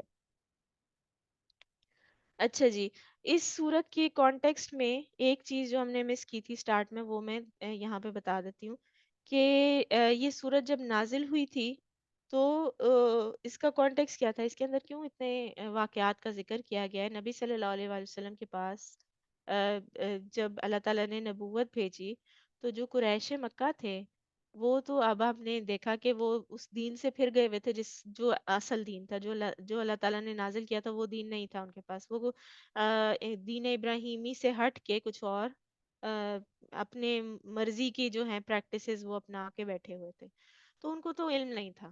وہ جو تھے نا اپنے بڑوں کے پاس گئے اور انہوں نے کہا کہ یہ بندہ جو ہے یہ نبوت کا دعویٰ کر رہا ہے، ہاؤ ٹو ٹیل، کیسے پتا کریں کہ یہ بندہ جو ہے واقعی نبی ہے یا جھوٹ بول رہا ہے۔ تو انہوں نے کہا اچھا ہم تو اتنے پڑھے لکھے نہیں ہیں، ایسا کرو کہ تم جاؤ اور جا کے جو یہود ہے نا ان کے علماء سے جا کے پوچھو، جو اس ٹائم کے جو مسلمانوں سے پہلے جو مسلمان تھے نا، جو اسلام سے پہلے کے مسلمان تھے وہ یہود تھے، ٹھیک ہے، کیونکہ ان کے اوپر یا یہود تھے یا عیسائی تھے، کیونکہ وہ اہل کتاب تھے اس وقت کے۔ تو ہر نبی جو تھا نا، نبی صلی اللہ علیہ وآلہ وسلم سے پہلے بھی ہر نبی جو تھا، ہر رسول جو تھا وہ اسلام لے کے آیا تھا، دین اسلام لے کے آیا تھا، دین اسلام کی کوئی فارم لے کے آیا تھا، کیونکہ بیسک کانسیپٹ وہی تھا نا، بیسک عقیدہ وہی تھا کہ اللہ تعالیٰ پہ ایمان لانا ہے، فرشتوں پہ ایمان لانا ہے، رسولوں پہ ایمان لانا ہے، اور وہ ایک کتاب لے کے آئے تھے جس میں اس وقت کی حساب سے اللہ تعالیٰ نے شریعت نازل کی تھی۔ تو عقیدہ سب جو انبیاء تھے وہ ایک ہی لے کے آئے تھے، جو بیسک جو دین تھا وہ ایک ہی تھا، لیکن کیا ڈفرینٹ تھا، عبادت کے طریقے ڈفرینٹ تھے، اس وقت کی معاشرت کے حساب سے وہ جو عام جو معاملات کرنے تھے وہ ان کا طریقہ ڈفرینٹ تھا، کچھ چیزیں ان پہ حرام تھی، کچھ چیزیں ان کو الاؤڈ تھی جو ہم پہ حرام ہو گئی۔ تو یہ ساری چیزیں جو تھی نا ان کے دین میں ڈفرینٹ تھی، لیکن ان کا بیسک جو عقیدہ تھا وہ ایک ہی تھا، لیکن انہوں نے کیا کیا، اس کے اندر خرابی کر لی۔ تو جو مشرکین مکہ تھے، جو قریش مکہ تھے، وہ گئے اور انہوں نے یہود سے کہا کہ ہمیں بتاؤ کہ ہم اس بندے کا ٹیسٹ کس طرح لیں کہ ہمیں پتہ چل جائے کہ یہ جو بندہ ہے نا یہ صحیح واقعی نبی ہے یا نہیں ہے۔ تو انہوں نے ان کو کچھ سوالات بتائے۔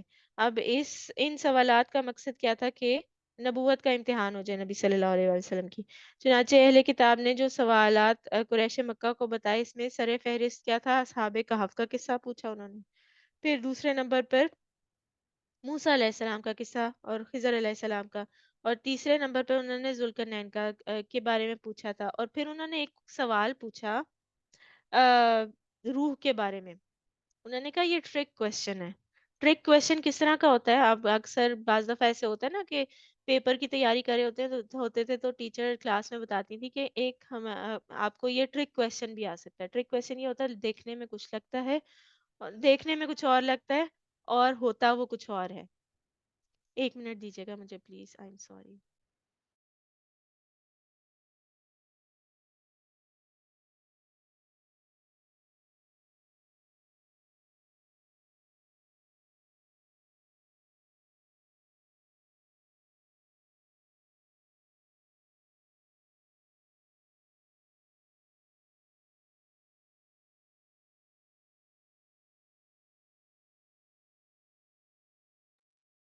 I am sorry.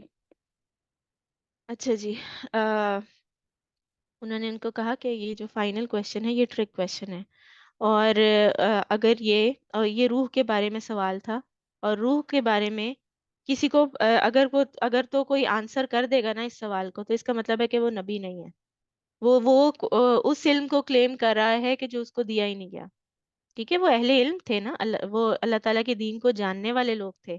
اللہ تعالیٰ نے جو ہے سورہ فاتحہ میں ان کا ذکر کیا ہے کہ اللہ تعالیٰ نے کہا ہے غیر المغضوب علیہم ولا الضالین، تو اس میں غیر المغضوب علیہم کا جو مطلب ہے وہ اللہ تعالیٰ ان کے اوپر جن کے اوپر ہمیں ان میں سے نہ کرنا جن کے اوپر آپ غضبناک ہوئے. تو غضبناک کیا ہوتا ہے کہ آپ ایک بچے کو کہہ رہے ہیں کہ تم نے باہر نہیں جانا، باہر جو ہے ٹریفک بہت تیز چل رہی ہے، باہر نہیں جانا، باہر نہیں جانا، بار بار اس کو کہہ رہے ہیں. اس کو آپ نے 2 3 دفعہ بتایا، بہت اچھے سے سمجھایا کہ کیوں باہر نہیں جانا، باہر جانا سیف نہیں ہے، تم نے باہر نہیں جانا. اس کے باوجود وہ بچہ دروازہ کھول کے باہر نکل گیا. اور ایک بچہ جو ہے اس کو آپ نے کچھ نہیں کہا تھا، وہ اس کے پیچھے پیچھے باہر نکل گیا. آپ کو غصہ کس پہ آئے گا؟ اس بچے پہ آئے گا جو دروازہ کھول کے باہر نکل گیا. اور اس کو آپ نے اتنی دفعہ سمجھایا تھا، اسے پتا تھا باہر جانا جو ہے وہ نقصان دہ ہے، وہ پھر باہر چلا گیا. تو آپ کو اس پہ غصہ آئے گا. جو پیچھے پیچھے نکل گیا، آپ کو اس پہ غصہ آئے گا، لیکن آپ یہ کہیں گے کہ وہ دروازہ کھلا تھا تو وہ بھی تو چلا گیا نا. تو اس کو تو پتہ ہی نہیں تھا کہ وہ کدھر جا رہا ہے، وہ چھوٹا بچہ تھا. تو جو یہود تھے نا وہ بہت پڑھے لکھے تھے، ان کے پاس سارا نالج تھا، انہیں پتا تھا اللہ تعالیٰ کے بارے میں، اللہ تعالیٰ کے دین کے بارے میں، اور وہ نبی کا انتظار کر رہے تھے. انہوں نے نبی صلی اللہ علیہ وآلہ وسلم کو کیوں ایکسیپٹ نہیں کیا تھا؟ اپنے تکبر کی وجہ سے ایکسیپٹ نہیں کیا تھا. لیکن جو عیسائی تھے، ان کے علماء نے ان تک دین پہنچنے نہیں دیا تھا. تو وہ گمراہ اس لیے ہوئے تھے کیونکہ ان کو پتہ ہی نہیں تھا. تو یہ جو لوگ تھے یہ جانتے تھے کہ اگر کوئی اب یہ ویٹ کر رہے تھے نبی کا، اور یہ چاہتے تھے کہ وہ نبی آئے تو ہم اس کے ساتھ مل کے تو اللہ تعالیٰ کے دین کی خدمت کریں، ہم اللہ تعالیٰ کے دین کو اسٹرانگ کریں. لیکن جب وہ نبی آیا ان کے اندر سے نہیں آیا، وہ کسی اور قوم میں سے آ گیا، تو وہ تکبر کا شکار ہو گئے اور وہ اس نبی کے خلاف ہو گئے، جانتے بوجھتے ہو گئے. تو اب ان کو تو پتا تھا کہ ایک نبی کی کیا پہچان ہوتی ہے، اور اس کو کس طرح سے ٹیسٹ کرنا ہے، اس کو کیا پتا ہونا چاہیے اور کیا نہیں پتا ہونا چاہیے. تو انہوں نے یہ 3 سوال بتائے، جس میں 3 قصے پوچھے گئے، اور انہوں نے ایک ٹرک کویشچن بتایا جس میں انہوں نے کہا کہ روح کے بارے میں سوال کرنا. اگر تو وہ روح کے بارے میں جواب دے دے تو وہ نبی نہیں ہوگا، کیونکہ وہ ایسا نالج کلیم کر رہا ہے کہ جو کسی بھی انسان کو نہیں دیا گیا. روح کے بارے میں اللہ تعالیٰ کے علاوہ کسی کو نہیں پتا. تو روح کا ذکر بنی اسرائیل جو سورۃ الاسراء ہے، اس سے پہلے جو سورت تھی اس میں گزر چکا ہے. اور اس کے علاوہ جو یہ والی 3 واقعات ہیں، اس کا کیا ہے، اس کے بارے میں نا نبی صلی اللہ علیہ وآلہ وسلم نے کہا کہ میں تمہیں کل بتاؤں گا. اور نبی صلی اللہ علیہ وآلہ وسلم انشاءاللہ کہنا بھول گئے. تو نبی صلی اللہ علیہ وآلہ وسلم کو نا ہر انٹرول کے بعد جو ہے نا وہی نازل ہوتی تھی ان کے پاس. تو وہ انٹرول جو تھا کچھ دنوں کے بعد، اور وہ جو کچھ دن تھے نا وہ اگلے دن پورے ہو رہے تھے. تو نبی صلی اللہ علیہ وآلہ وسلم ایسا ہوتا ہے نا کہ جس طرح ہم کہتے ہیں کہ اچھا کل میرا پارسل آنا ہے، تو آپ کہتے ہیں کل پارسل آئے گا نا، تو اس میں وہ میں نے فلاں چیز منگوائی تھی تو وہ ہم یوز کر لیں گے. اس طرح ہم بڑے یقین سے کہہ رہے ہوتے ہیں.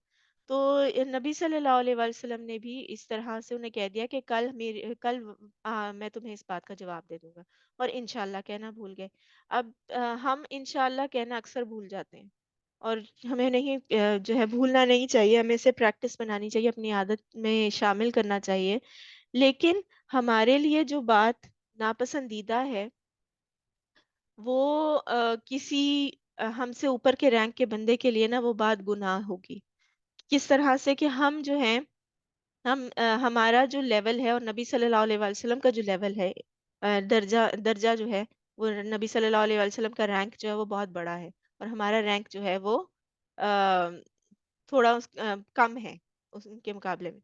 تو ایک ہوتا ہے پرفیکشن کا لیول اور ایک ہوتا ہے ایوریج لیول. تو ہم آپ سمجھ لیں ایوریج لیول پہ فال کرتے ہیں، نبی صلی اللہ علیہ وآلہ وسلم پرفیکشن کے لیول پہ فال کرتے ہیں. تو پرفیکشن کے لیول پہ لیٹ سے آپ اپنے آپ کے 2 بچے ہیں، ایک بچہ جو ہے وہ بڑی مشکل سے پاس ہوتا ہے، اور ایک بچہ جو ہے وہ ہر دفعہ فرسٹ آتا ہے. تو وہ بچہ جو ہر دفعہ فرسٹ آتا ہے اس سے کیا ایکسپیکٹیشنز ہوں گی، اور وہ بچہ جو مشکل سے پاس ہوتا ہے اس سے کیا ایکسپیکٹیشنز ہوں گی. جو ہر دفعہ جو مشکل سے پاس ہوتا ہے اس کو تو آپ کہتے ہیں اس دفعہ پاس ہو جانا اللہ کا واسطہ ہے، اور جو ہر دفعہ فرسٹ آتا ہے اس سے آپ کہتے ہیں کہ اس دفعہ بھی فرسٹ آنا، اس دفعہ تم نے جو اپنے انسٹیٹیوٹ ہے اس میں ٹاپ کرنا ہے، اس دفعہ تم نے اپنے ملک اپنے شہر میں ٹاپ کرنا ہے، بورڈ میں ٹاپ کرنا ہے. اس طرح کے ٹارگیٹس دیتے ہیں آپ اس کو پرفیکشن سے آگے کے ٹارگیٹس دیتے ہیں. لیکن جو بچہ پاس ہی مشکل سے ہوتا ہے اس کو آپ کیا کہتے ہیں؟ تم پاس ہو جانا پلیز، تم ایسے نمبر لے آنا کہ تمہیں نیکسٹ کلاس میں بھیج دیں. بس یہی تمہارے لیے بڑی بات. ٹھیک ہے، تو جو ہم لوگ کام کرتے ہیں، ہمیں اللہ تعالیٰ نے بہت ساری رخصتیں دی ہوئی ہیں، لیکن نبی صلی اللہ علیہ وسلم چونکہ پرفیکشن کے لیول پہ تھے تو ان کو وہ رخصتیں اس طرح سے نہیں ملی ہوئی تھی، ان کو وہ جو تھی اس بات کی پوچھ ہو جاتی تھی، اس بات کی پکڑ ہو جاتی تھی. اب بہت زیادہ ایک پڑھنے والا بچہ ہو اور وہ اور ایک بچہ جو ہے وہ بیٹھ کے پڑھتا ہی نہ ہو، تو وہ ایک بچہ جو بیٹھ کے پڑھتا ہی نہ ہو، وہ سال میں ایک دن بیٹھ کے پڑھ لے اور اگلے دن وہ کھیلنا شروع کر دے، تو ہم شکر کرتے اچھا چلو شکر ہے کل تو اس نے پڑھا تھا. لیکن وہ جو بچہ بیٹھ کے ہر وقت پڑھتا رہتا ہے، جو بہت لائق بچہ ہے، جو ہماری ہر بات مانتا ہے، وہ ایک دن ہماری بات نہ مانے تو ہم کیا کریں گے؟ اس کو پوچھیں گے کہ تم واٹ از رانگ، کیوں کر رہے ہو ایسے. تو یہ جو ہے یہ ایک کمپیریزن ہے، ذرا لو لیول سا کمپیریزن ہے اس چیز کا، کہ نبی صلی اللہ علیہ وسلم کو جن باتوں کی پوچھ ہو جایا کرتی تھی، ہمیں اللہ تعالیٰ نے اس بات پہ لینینسی دی ہوئی ہے. تو وہ کیا بات تھی کہ انہوں نے انشاءاللہ نہیں کہا تھا. جب انہوں نے کہا کہ میں تمہیں کل بتاؤں گا تو انہوں نے انشاءاللہ نہیں کہا. تو اس کے بعد کیا ہوا کہ بہت دن تک وہی نہیں آئی، اور جو قریش تھے وہ تو بڑے خوش ہو گئے کہ ہم نے تو یہ سوال پوچھے تھے، انہوں نے ایک وعدہ کیا تھا، انہوں نے اپنا وعدہ پورا نہیں کیا، یہ اس کا مطلب ہے کہ یہ تو نبی نہیں ہے، ہمیں انہیں ماننا نہیں پڑے گا. لیکن پھر کیا ہوا کہ اللہ تعالیٰ نے اس کے بعد، اس ڈیوریشن کے بعد جو ہے، اللہ تعالیٰ نے ان کو، نبی صلی اللہ علیہ وآلہ وسلم کو ان واقعات کے جواب دیے اور ان کے بارے میں ڈیٹیل بتائی، اور نبی صلی اللہ علیہ وآلہ وسلم نے وہ قریش کو بیان کر دی. اچھا جی، نیکسٹ آیت پہ چلتے ہیں. اب یہ جو کتاب اللہ تعالیٰ نے نازل کی، اس کے بارے میں ہم نے اس کی دو کوالٹیز پڑھی، کہ ایک تو یہ ڈرانے والی ہے اور دوسری کیا کرنے والی ہے؟ خوشخبری دینے والی ہے.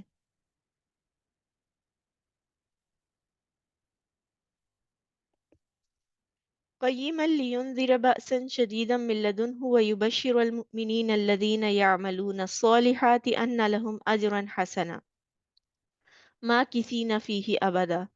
اب وہ اللہ تعالیٰ کی طرف سے ان لوگوں کو جو کہ نیک عمل کرتے ہیں جنت کی خوشخبری دینے کے لیے یہ جو ہے کیا کہتے ہیں، یہ نازل کی گئی ہے کتاب. اور وہ کیسی جنت ہوگی کہ جس میں وہ ہمیشہ ہمیشہ رہیں گے. اور ہمیشہ رہنے جب جب اللہ تعالیٰ جو ہے آ، آ، لوگوں کو جنت میں بھیجیں گے اور لوگوں کو جہنم میں بھیجیں گے، جنت اور جہنم کا فیصلہ ہو جائے گا قیامت کے دن، تو اس کے بعد کیا ہوگا؟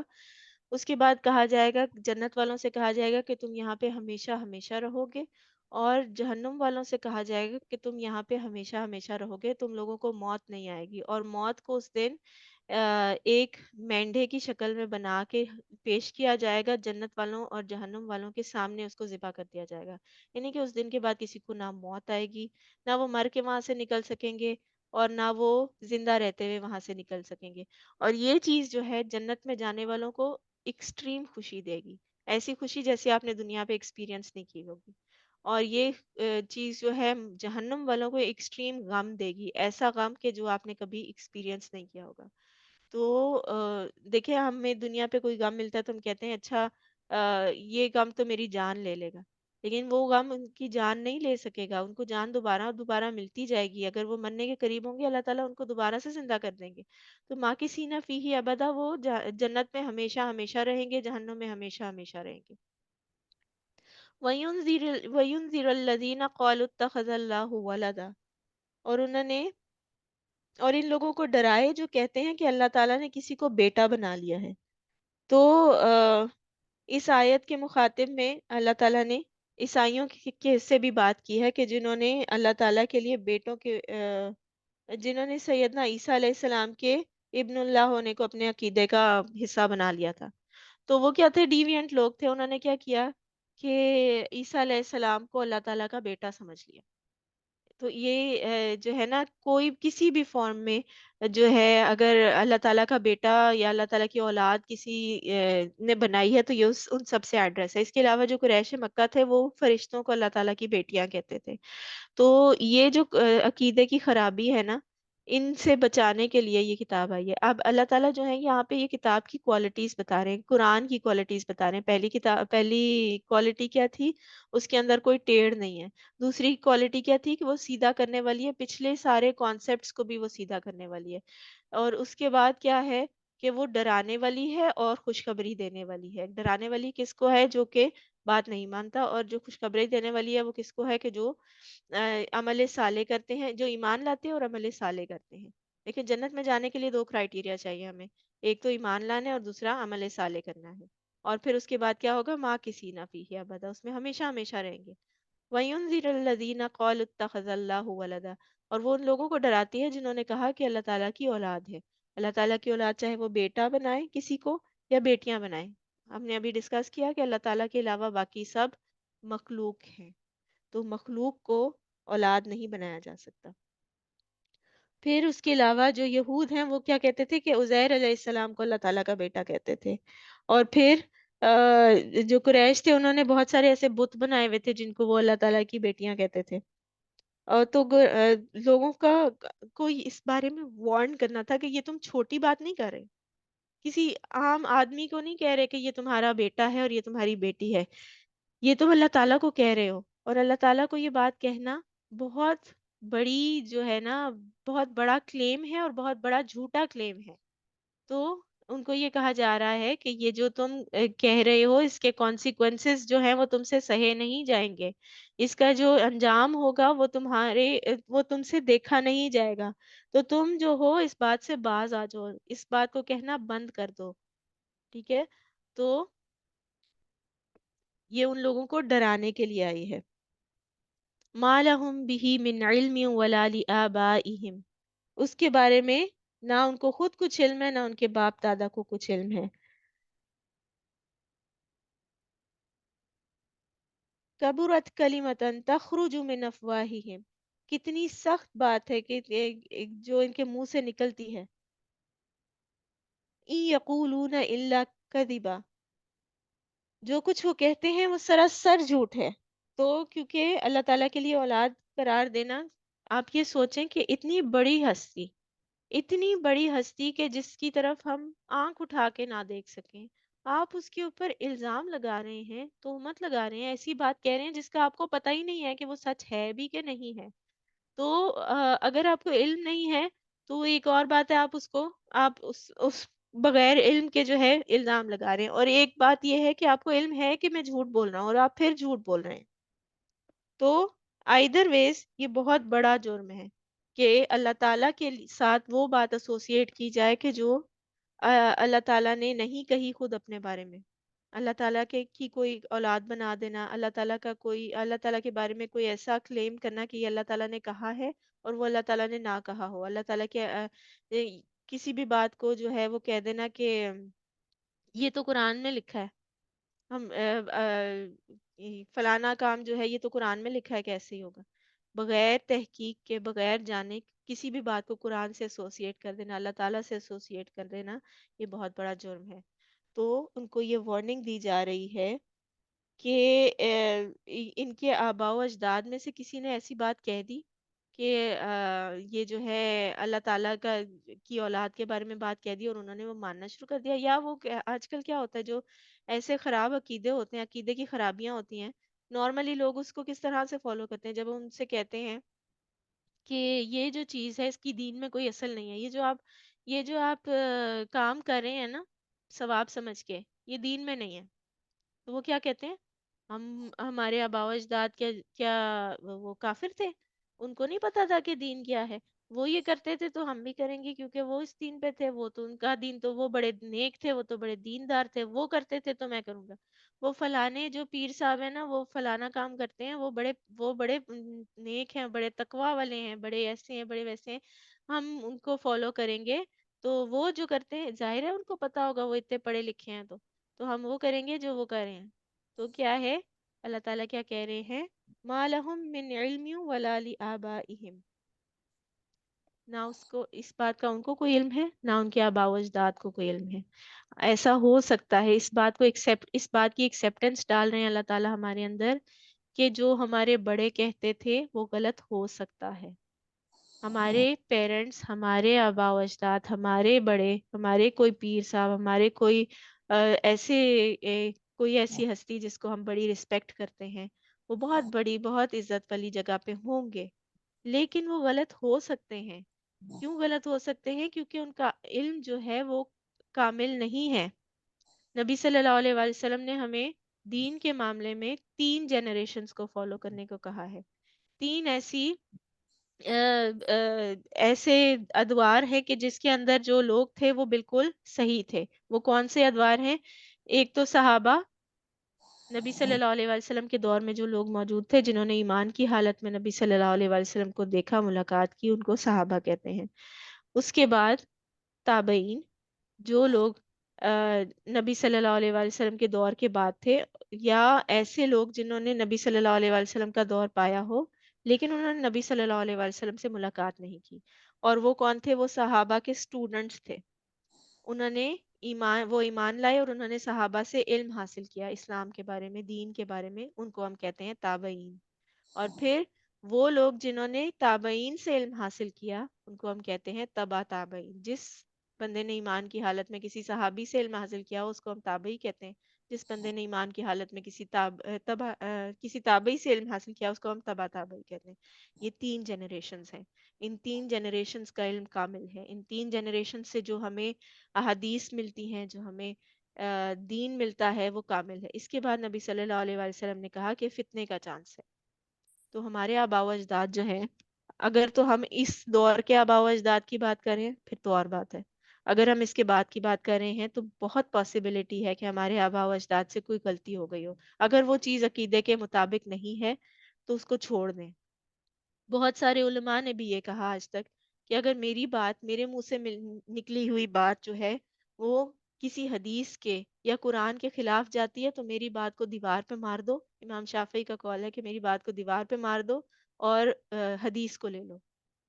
تو اپنی جو ہے آباء و اجداد کی محبت میں اور اپنی جو ہے بڑائی کے چکر میں اتنے ہی ہمیں دور نہیں نکل جانا چاہیے کہ ہم غلط کو غلط اور صحیح کو صحیح نہ کہہ سکیں، بلکہ ہم غلط کو بھی صحیح ماننے کے اوپر زور دینا شروع کر دیں کیونکہ وہ میرے آباء و اجداد نے بات کی تھی. تو جو چیز صحیح ہے ہمیں اس کی سائڈ لینی ہے. ایسا اگر ہمیں یہ ریئلائز ہوتا ہے کہ جو ہمارے آباء و اجداد نے بات کی تھی تو اب ہم اپنے آباء و اجداد کی اور باتوں کو فالو کرتے بھی رہے ہیں اور وہ غلط نکلی ہے تو وہ ہم کیا کریں گے کہ اب ان کے لیے ان کے حق میں بھی مغفرت کی دعا کریں گے اور ہم خود بھی اس پریکٹس کو چھوڑ دیں گے. تو اللہ تعالیٰ سے بہت امید ہے کہ اللہ تعالیٰ ہماری دعا کو قبول کریں گے. ما لهم به من علم ولا لآبائهم کبرت کلمة تخرج من افواہہم. کتنی بڑی بات ہے جو ان کے منہوں سے نکلتی ہے. ان یقولون الا کذبا، یہ جھوٹ کے علاوہ کچھ نہیں بول رہے. تو یہ سراسر جھوٹ ہے. فلعلک باخع نفسک علی آثارہم ان لم یؤمنوا بہذا الحدیث اسفا. آپ شاید ان کافروں کے پیچھے اپنے آپ کو ہلاک کر ڈالیں گے اس غم سے کہ یہ لوگ اس قرآن پر ایمان کیوں نہیں لاتے. تو نبی صلی اللہ علیہ وآلہ وسلم جو تھے، جو نبی ہوتا ہے نا اس کا دل بڑا نرم ہوتا ہے، بڑا کیا کہتے ہیں کمپیشنیٹ ہوتا ہے. وہ چاہتا ہے کہ وہ جو چیز لے کے آیا ہے، کیونکہ وہ جانتا ہے نا، حق کو جانتا ہے. جو جتنا جو جتنا حق کے قریب ہوتا ہے نا اس کو اتنا نظر آتا ہے ان لوگوں کا، اس کو ان لوگوں پہ اتنا ہی ترس آتا ہے کہ جو حق سے دور ہوتے ہیں. اگر آپ حق کے قریب جا رہے ہیں، اگر آپ کو دین کا پتہ چل رہا ہے تو آپ کے دل میں لوگوں کے لیے ہمدردی پیدا ہوگی. آپ کو یہ پتا ہے کہ اگر کوئی اس حق سے دور ہوتا ہے تو وہ جہنم میں چلا جائے گا، تو آپ اس کو جہنم سے بچانے کی کوشش کریں گے. آپ کے دل میں نرمی پیدا ہوگی. نبی صلی اللہ علیہ وآلہ وسلم کو نظر آ رہا تھا کہ اس دور میں کتنی عقیدے کی خرابیاں ہیں. وہ لوگ اللہ تعالیٰ کے اوپر کیسی جھوٹی جھوٹی باتیں کرتے تھے، اور وہ لوگ جو تھے وہ کس طرح بھٹکے ہوئے تھے راستے سے. تو نبی صلی اللہ علیہ وآلہ وسلم اس بارے میں بہت افسردہ ہوتے تھے کیونکہ ایک نبی کا کام ہوتا ہے کہ اس نے ایک قوم کو سیدھے راستے پہ لے کے آنا ہے، اور وہ اس کے لیے وہ قوم کے لیے ایک فادر کی حیثیت رکھتے ہیں، ایک فادرلی فگر ہوتا ہے وہ. تو وہ جو فادرلی فگر ہوتا ہے، اگر کوئی باپ ہے تو اس کو اپنے بچوں کی فکر ہوگی نا کہ یہ کس طرح زندگی گزاریں گے، کیا کریں گے، کیا سیکھیں گے. وہ اپنے بچوں کی تربیت پہ فوکس کرتا ہے. اسی طرح نبی صلی اللہ علیہ وآلہ وسلم کے دل میں وہ محبت جو فادرلی کنسرن تھا وہ ان کے دل میں اپنی پوری قوم کے لیے ڈالا گیا تھا. تو اس پوری قوم کے لیے نبی صلی اللہ علیہ وآلہ وسلم جو تھے وہ بہت زیادہ پریشان تھے، وہ چاہتے تھے کہ وہ ایمان لے آئیں تاکہ وہ جہنم سے بچ جائیں، کیونکہ ان کو حقیقت کا پتہ تھا کہ جہنم جو ہے وہ ایسی جگہ ہے کہ جو کتنی بھی کوئی جو ہے نا کر لے، اکڑ دکھا لے، وہاں جا کے ساری اکڑیں نکل جاتی ہیں، وہاں جا کے کسی سے سہا نہیں جاتا، وہاں جا کے کوئی بھی جو ہے وہ اپنی اکڑ پہ قائم نہیں رہ سکے گا۔ تو نبی صلی اللہ علیہ وآلہ وسلم اس بارے میں بہت زیادہ پریشان ہوتے تھے، بہت زیادہ خود کو اگریسولی بہت ایفرٹ کرتے تھے کہ وہ مان جائیں، کسی طرح مان جائیں، تو وہ نبی صلی اللہ علیہ وآلہ وسلم کی بات سن لیں، اللہ تعالیٰ کی طرف مڑ جائیں۔ تو یہ جو ہے جن حالات میں یہ صورت نازل ہوئی، اس آیت میں انہی حالات کا منظر پیش کیا گیا، مسلمانوں پر مظالم کے پہاڑ توڑے جا رہے تھے اور کفار مکہ جو ہیں وہ کیا کر رہے تھے، اپنی ساری قوتیں اسلام کو ختم کرنے پہ صرف کر رہے تھے۔ تو ان حالات میں آپ صلی اللہ علیہ وآلہ وسلم کی آرزو یہ تھی کہ دیکھیں اگر کسی کمیونٹی کا جو لیڈر ہے، اگر آپ اس کو کسی بات پہ منا لینا تو وہ اپنی کمیونٹی کو خود ہی منا لیتا ہے۔ تو جو سرداران قریش تھے نا، اگر وہ ایمان لے آتے نا تو قریش کا ایمان لانا کوئی مشکل نہیں تھا۔ تو ان کے لیے ٹیسٹ کیا تھا کہ ان کے سردار ایمان نہیں لائے تھے۔ تو نبی صلی اللہ علیہ وآلہ وسلم بہت چاہتے تھے کہ ان سرداران قریش کو یا تو میں ان میں سے بعض کو اللہ تعالیٰ اسلام لانے کی توفیق عطا فرما دے، اور اس سے کیا ہوگا کہ یہ لوگ اللہ کی گرفت سے بچ جائیں گے، اور دوسرا یہ کہ اسلام کے اندر سٹرینتھ بھی پیدا ہوگی۔ جب سٹرونگ لوگ اسلام میں داخل ہوں گے تو کیا ہوگا، کوئی اسلام کی طرف انگلی اٹھا کے نہیں دیکھ سکے گا، اس دین کی طرف کوئی انگلی اٹھا کے نہیں دیکھ سکے گا۔ تو وہ نیچرلی ایسے ہوتا ہے کہ جب کوئی اسٹرانگ بندہ کسی سائڈ کو سپورٹ کر رہا ہوتا ہے تو لوگ اس کی طرف کوشچن نہیں کرتے، لوگ اس قوت سے ڈرتے ہیں۔ تو اس قوت سے نبی صلی اللہ علیہ وآلہ وسلم یہ سوچ رہے تھے کہ اللہ تعالیٰ اگر ان سرداران نے قریش میں سے کسی کو اسلام عطا کر دیں، اسلام میں داخل کرنے کی، تو کیا ہوگا کہ وہ پروٹیکشن پرووائڈ کر سکے گا، وہ اس کے ہونے سے جو ہے نا اسلام کی طرف تھوڑی سی جو یہ مظالم توڑے جا رہے ہیں یہ کم ہو جائیں گے اور مسلمانوں پر سختیوں میں کمی واقع ہو جائے گی۔ تو نبی صلی اللہ علیہ وآلہ وسلم کو دن رات یہی فکر واقع رہتی تھی۔ اللہ تعالیٰ نے آپ کو تسلی دیتے ہوئے فرمایا ان لوگوں کی ہدایت کی فکر میں اپنے آپ کو ہلکان کرنا چھوڑ دیں۔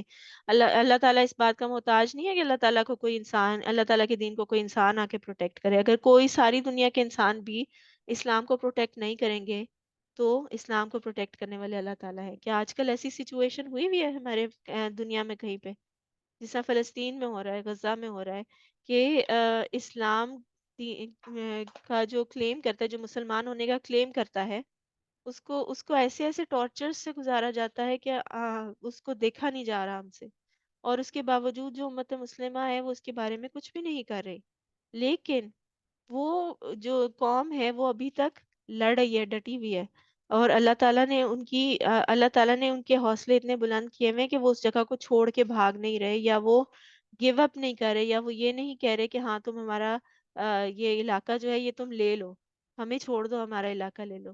یہ اللہ تعالیٰ کی طرف سے ہی مدد آئی ہے نا کہ ان کے اندر اتنا ایمان ہے کہ وہ ابھی تک جمے ہوئے ہیں اس جگہ پہ۔ تو اگر ساری دنیا کے مسلمان کچھ نہیں کر رہے تو وہ اپنا نقصان کر رہے ہیں، اللہ تعالیٰ کے دین کو مسلمانوں کی ضرورت نہیں ہے، مسلمانوں کو اللہ تعالیٰ کے دین کی ضرورت ہے۔ تو یہ جو ہے نبی صلی اللہ علیہ وآلہ وسلم کو اللہ تعالیٰ تسلی دے رہے ہیں، اور یہ ایک طرح سے ہمارے لیے بھی تسلی ہے، جو ہمیں لگتا ہے نا کہ یہ جو مسلمانوں پہ اتنے مظالم کیے جا رہے ہیں یہ تو ختم ہو جائیں گے یہاں سے، یہاں پہ تو اسلام کا نام نہیں رہے گا، فلسطین سے تو مسلمان ختم ہو جائیں گے۔ تو اللہ تعالیٰ یہاں پہ ہمیں بھی تسلی دے رہے ہیں کہ اللہ تعالیٰ کسی انسان کے کچھ کرنے کے محتاج نہیں ہے۔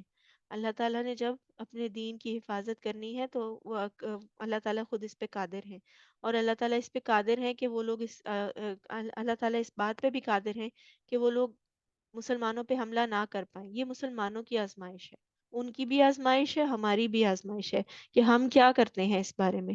تو ہمیں اپنی آزمائش کے بارے میں سوچنا چاہیے، ہمیں اس بارے میں ڈاؤٹس میں نہیں پڑنا چاہیے کہ اسلام ختم ہو جائے گا اس طرح کے ہتھ کنڈوں سے، کیونکہ اللہ تعالیٰ کا دین ہے، اللہ تعالیٰ اس کی حفاظت کا ذمہ خود لے رہے ہیں۔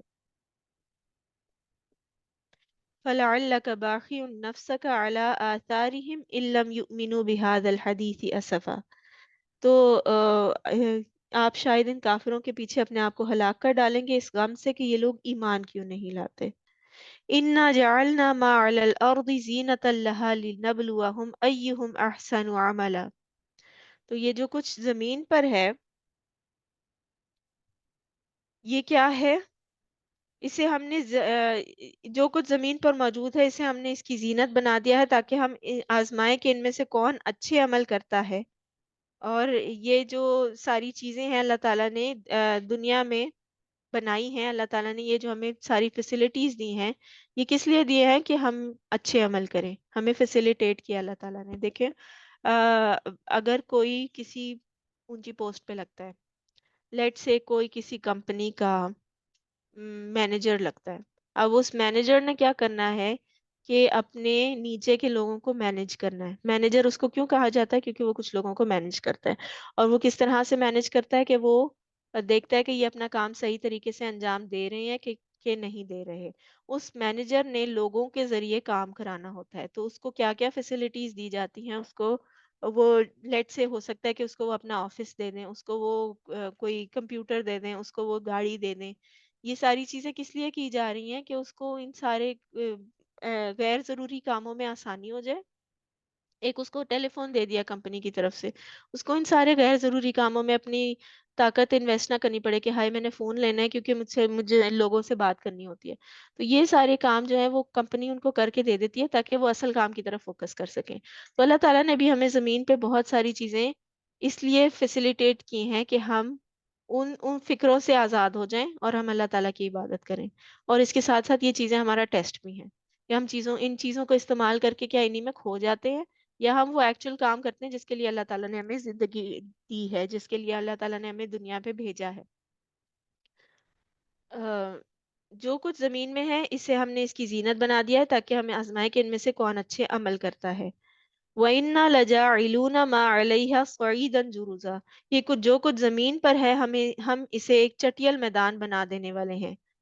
तो जब अल्लाह ताला जो है जब चाहेंगे तो ये जो कुछ हमारे सामने है हमारे हाथों में है अल्लाह ताला इसे ख़त्म कर देंगे। और इसके लिए अल्लाह ताला को कुछ ना तो मोहताज है किसी टाइम के, ना किसी क्या कहते हैं नेचुरल डिजास्टर के, ना किसी के बॉम्ब फेंकने के, ना किसी के कुछ करने के। अल्लाह ताला इसे सेकंडों में ख़त्म कर देंगे, हमें पता भी नहीं चलेगा कि ये था भी कभी। और ये जो आयात हैं, ये जो दोनों आयात हैं, ये हमने फितना तो दज्जाल को डिस्कस करते हुए भी बात की इन पे कि जब दज्जाल का फितना आएगा और वो ज़मीन से ये चीज़ों को गायब करना शुरू करेगा, बारिश को रोकेगा, बारिश को करेगा, तो ये दो बारिश का आना और बारिश का ना आना, ये क्या है? अल्लाह ताला के इख्तियार में से है। तो जब वो अपनी वो उँगलियों से चुटकी बजाएगा और बारिश गिरना शुरू हो जाएगी, तो वो उसकी उँगलियों की चुटकी की मोहताज नहीं थी। वो अपने रब के हुक्म से गिरेगी। अल्लाह ताला ने लोगों को आज़माना है इसलिए गिरेगी। और अगर वो चुटकी बजाएगा और वो गायब हो जाएगा सब कुछ, तो वो गायब करने वाला वो नहीं होगा, अल्लाह ताला गायब करने वाले होंगे। और उसका मकसद क्या है कि लोगों को आज़माइश की जाए। व इन्ना लजाइलूना मा अलैहा सईदन जुरुज़ा। इस चीज़ को लाने वाले भी अल्लाह ताला है, इस चीज़ को ख़त्म करने भी वाले भी अल्लाह ताला हैं। ये लोग इस वक़्त आसूदा हाल है, दुनिया की लज़्ज़तों, दिलचस्पियों में बुरी तरह फँसे हुए हैं और चाहते हैं कि इनकी हालत कायम रहे और इस्लाम के गलबे में इन्हें अपनी मौत नज़र आती है। इन सारी जो मज़े हैं ये ख़त्म होते हुए नज़र आते हैं। तो ऐसे लोगों की जो दिलचस्पियाँ हैं उनको अल्लाह ताला ने इनकी आज़माइश का ज़रिया बना दिया, जो उनको अपनी तरफ मशगूल रखती हैं और उनको असल मकसद से हटा देते हैं। तो एक वक़्त ऐसा आएगा जब इस ज़मीन पे ना लहलहाते हुए खेत होंगे, ना महकते हुए बाग होंगे, ना माल मवेशी होंगे, बस ये एक चटियल मैदान होगा और किसी की मलकियत में कोई चीज़ नहीं होगी। और ये माल, औलाद, गुलाम, मवेशी, जाह, इज़्ज़त व जाह सबके वसाइल नापैद हो जाएँगे। अगर कोई चीज़ कारआमद होगी तो इंसान के अच्छे अमाल होंगे जो इसके साथ जाएँगे। तो इंसान को अपनी तवज्जो फ़ानी चीज़ों की बजाय बाकी रहने वाली चीज़ों पे सर्फ़ करनी चाहिए। अम हसीबत अन्न अस्हाबल कहफ़ी वर्रक़ीम कानू मिन आयातिना अजबा। क्या आप ये समझते हैं कि गार वाले और कत्बे वालों का मामला हमारी निशानियों में से कोई बड़ी निशानी था? तो अल्लाह ताला कह रहे हैं कि अल्लाह ताला ने तो इससे बड़ी-बड़ी चीज़ें जो है वो अल्लाह ताला के इख्तियार में है। क्या आप ये समझते हैं कि ये जो अस्हाबे कहफ़ थे ये कोई जो है क्या कहते हैं बहुत कोई बड़ा वाक़या है? अस्हाबे कहफ़ जो थे वो कुछ नौजवान थे। جو کہ ایک जालिम बादशाह के डर से अपना ईमान बचाते हुए पहाड़ में उन्होंने पनाह ली, एक गार में पनाह ली, और अल्लाह ताला का ने उनको अपना मुआवजा बना दिया, किस तरह कि उनको सुला दिया कई सौ सालों के लिए। और जब वो उठे तो एक कम्प्लीटली डिफरेंट दौर में, कम्प्लीटली डिफरेंट बादशाह के दौर में उठे, और वो उनकी उम्रें जो थी वो उतनी ही थी जब वो सोए थे, उस वक्त जितनी थी। तो उनको ये फील भी नहीं हुआ कि वो इतने सौ साल तक सोते रहे। तो ये अल्लाह ताला की मदद थी जो उनके लिए आई थी। और और इस पर अल्लाह ताला ये सवाल करें कि क्या आप ये समझते हैं कि ये असहाब कहफ का जो वाकया है ये कोई बहुत बड़ा वाकया है, कि बहुत बहुत इम्पॉसिबल चीज़ है, आउट ऑफ दिस वर्ल्ड चीज़ है? अल्लाह ताला ने तो बहुत और बहुत सी ऐसी चीज़ें बनाई हैं। देखिए, हमारे लिए जो नॉर्मल है ना, वो इतना नॉर्मल नहीं है। अगर हम उस चीज़ को उन चीज़ों पे गौर करें जिनको हम नॉर्मल समझते हैं,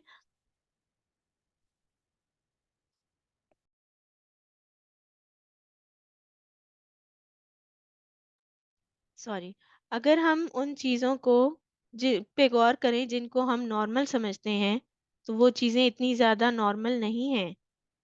अगर हम ये देखें कि अल्लाह ताला ने किस तरह से हमारे जिस्म का निज़ाम बनाया है, हम किस तरह से हर सुबह उठते हैं तो सेहतमंद होते हैं, सांस ले रहे होते हैं, हमारे साथ कितनी कितनी चीज़ें ऐसी हो सकती हैं कि जो हमें हमारी मौत को वाक़या कर दें। तो और उसके बावजूद अल्लाह ताला हमें ज़िंदा रखे हुए हैं, हमें कायम रखे हुए हैं। हमारे ऊपर आसमान गिर जाए, हमारी जो ज़मीन है वो अंदर धँस जाए, ये सारी चीज़ों को जो कायम रखा हुआ है, ये इससे बहुत ज़्यादा बड़े मौजूज़ात हैं, जिनको हम फॉर ग्रांटेड ले रहे हैं क्योंकि उनको हम रोज़ देखते हैं। तो अल्लाह ताला हमें ये कह रहे हैं कि क्या आप ये समझते हैं कि ये बहुत बड़ी बात है? इज़ अवल फ़ित्यतु इलल कहफ़ि फ़क़ालू रब्बना आतिना मिन लदुनक रहमतन वहय्यि लना मिन अमरिना रशदा। जब इन नौजवानों ने गार में पनाह ली तो कहने लगे, ए हमारे रब, अपनी तरफ से हमें रहमत अता फरमा और इस मामले में हमारी रहनुमाई फरमा। तो असहाबे कहफ ने क्या कहा था, ये लोग गार में दाखिल इस नियत से हुए थे कि इनमें से कि ये जो लोग हैं ये उस बादशाह से बच जाएं, और उसके बाद वो अपनी जो है गुजर बसर का कोई तरीका देख लेंगे, किस तरह से देखेंगे। अगर बादशाह को मिल गए तो उसने तो मार देना है, तो वो क्या अपना ईमान को बचा के तो जो है ना वो उस गार में गए थे, और अल्लाह ताला ने उनको वहां पे सुला दिया था। नेक्स्ट आयत में हमें पता चलता है कि अल्लाह ताला ने उनको सुला दिया था। तो यहाँ पे उन्होंने क्या कहा, अभी वो अनसर्टन हालात में थे, बहुत ही जो है ना खराबी थी उनके मामलात में, उनको बहुत खतरा था, जान का खतरा था बहुत ज्यादा।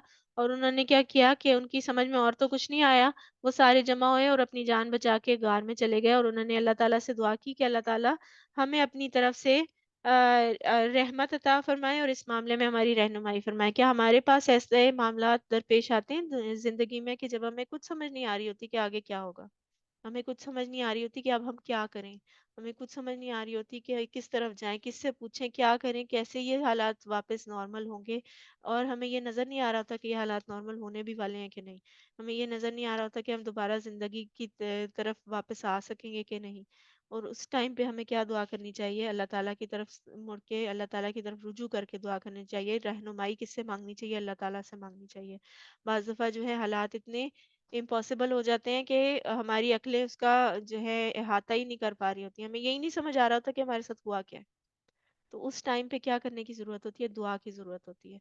अल्लाह ताला इस सूरत में हमें बार-बार दिखाएँगे, बार-बार मैनिफेस्ट करेंगे इस बात को कि जिन लोगों ने अल्लाह ताला से दुआ माँगी, जिन लोगों ने अल्लाह ताला से माफ़ी माँगी, अल्लाह ताला ने उनको दुआ और माफ़ी दोनों का जवाब दिया।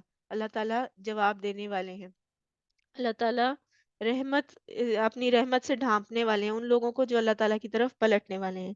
तो यहीं तक रखते हैं आज, और हमने आज का हमारा जो लेसन है वो क्या है कि एक तो हमने इन 10 आयात को याद करना है ताकि ये हमें फितनतुद दज्जाल से महफूज रखें, और दूसरा क्या करना है कि हमने दुआ को अपना हथियार बनाना है। देखें, यंग लोग थे, उन लोगों ने जो यंग लोग होते हैं, यंग जनरेशन आजकल की भी हम देख लें, वो क्या होते हैं, जज्बाती होते हैं। जो जज्बाती लोग होते हैं वो क्या करते हैं, पहले एक्शन करते हैं, बाद में कोई काम, बाद में कुछ सोचते हैं। पहले वो एक्शन परफॉर्म करते हैं, यानी कि पहले कोई मार धाड़ करते हैं, उसके बाद सोचते हैं ये सही था भी कि नहीं था।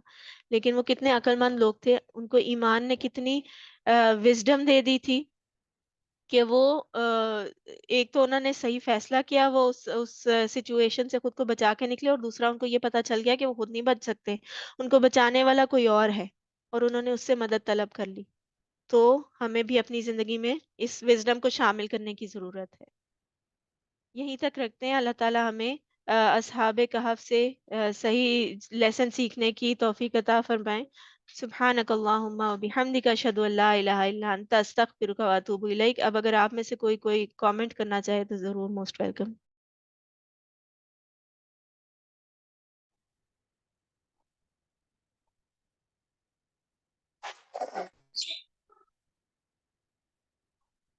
अस्सलाम वालेकुम मिस, कैसी हैं?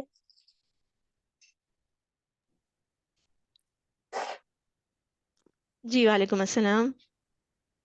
जी मिस, मैं ये पूछ रही थी, अब जैसे आपने फितना का बताया, अब जैसे बहुत से लोग जो है ना, कोई इसी भी बात को फितना छोड़ के छोड़ देते हैं, अब उनसे कैसे बचा जाए? अब है ना, पूरी हम कोशिश करने की करते थे कि अब जैसे एक मेरी मिसाल मैं अपनी बताती हूँ, मैं भी कोशिश करूँ कि अपने लोगों से बचने की कोशिश करूँ, लेकिन वो लोग कहीं न कहीं जो है ना, ये फितना कर रही है, करे रहे हैं, जो अपने सबक में पढ़ा गया है, तो इस बारे में किसी का है ना कि जैसे किस तरह से लोगों से बचा जाए, जो कितना है ना छोड़ देते हैं, या लोग है ना जो कोशिश करते हैं बातों के लिए कि है ना हमें ना इसके मक्खन लगाए तो हमें ये ना अच्छे से हमारे से बातें करेगी, या कुछ ऐसी बातें होती हैं जो अगर किसी की माए वगैरह नहीं होती हैं, और फिर उनको है ना कोई ना कोई किसी बातें प्रोत्साहित करने के भाई ये तो है ना ऐसी है वैसी है, या अपने शोरों के सामने ना अच्छे बनने की वो कोशिश करेंगे, ये भी पता है जंजाल में आते हैं।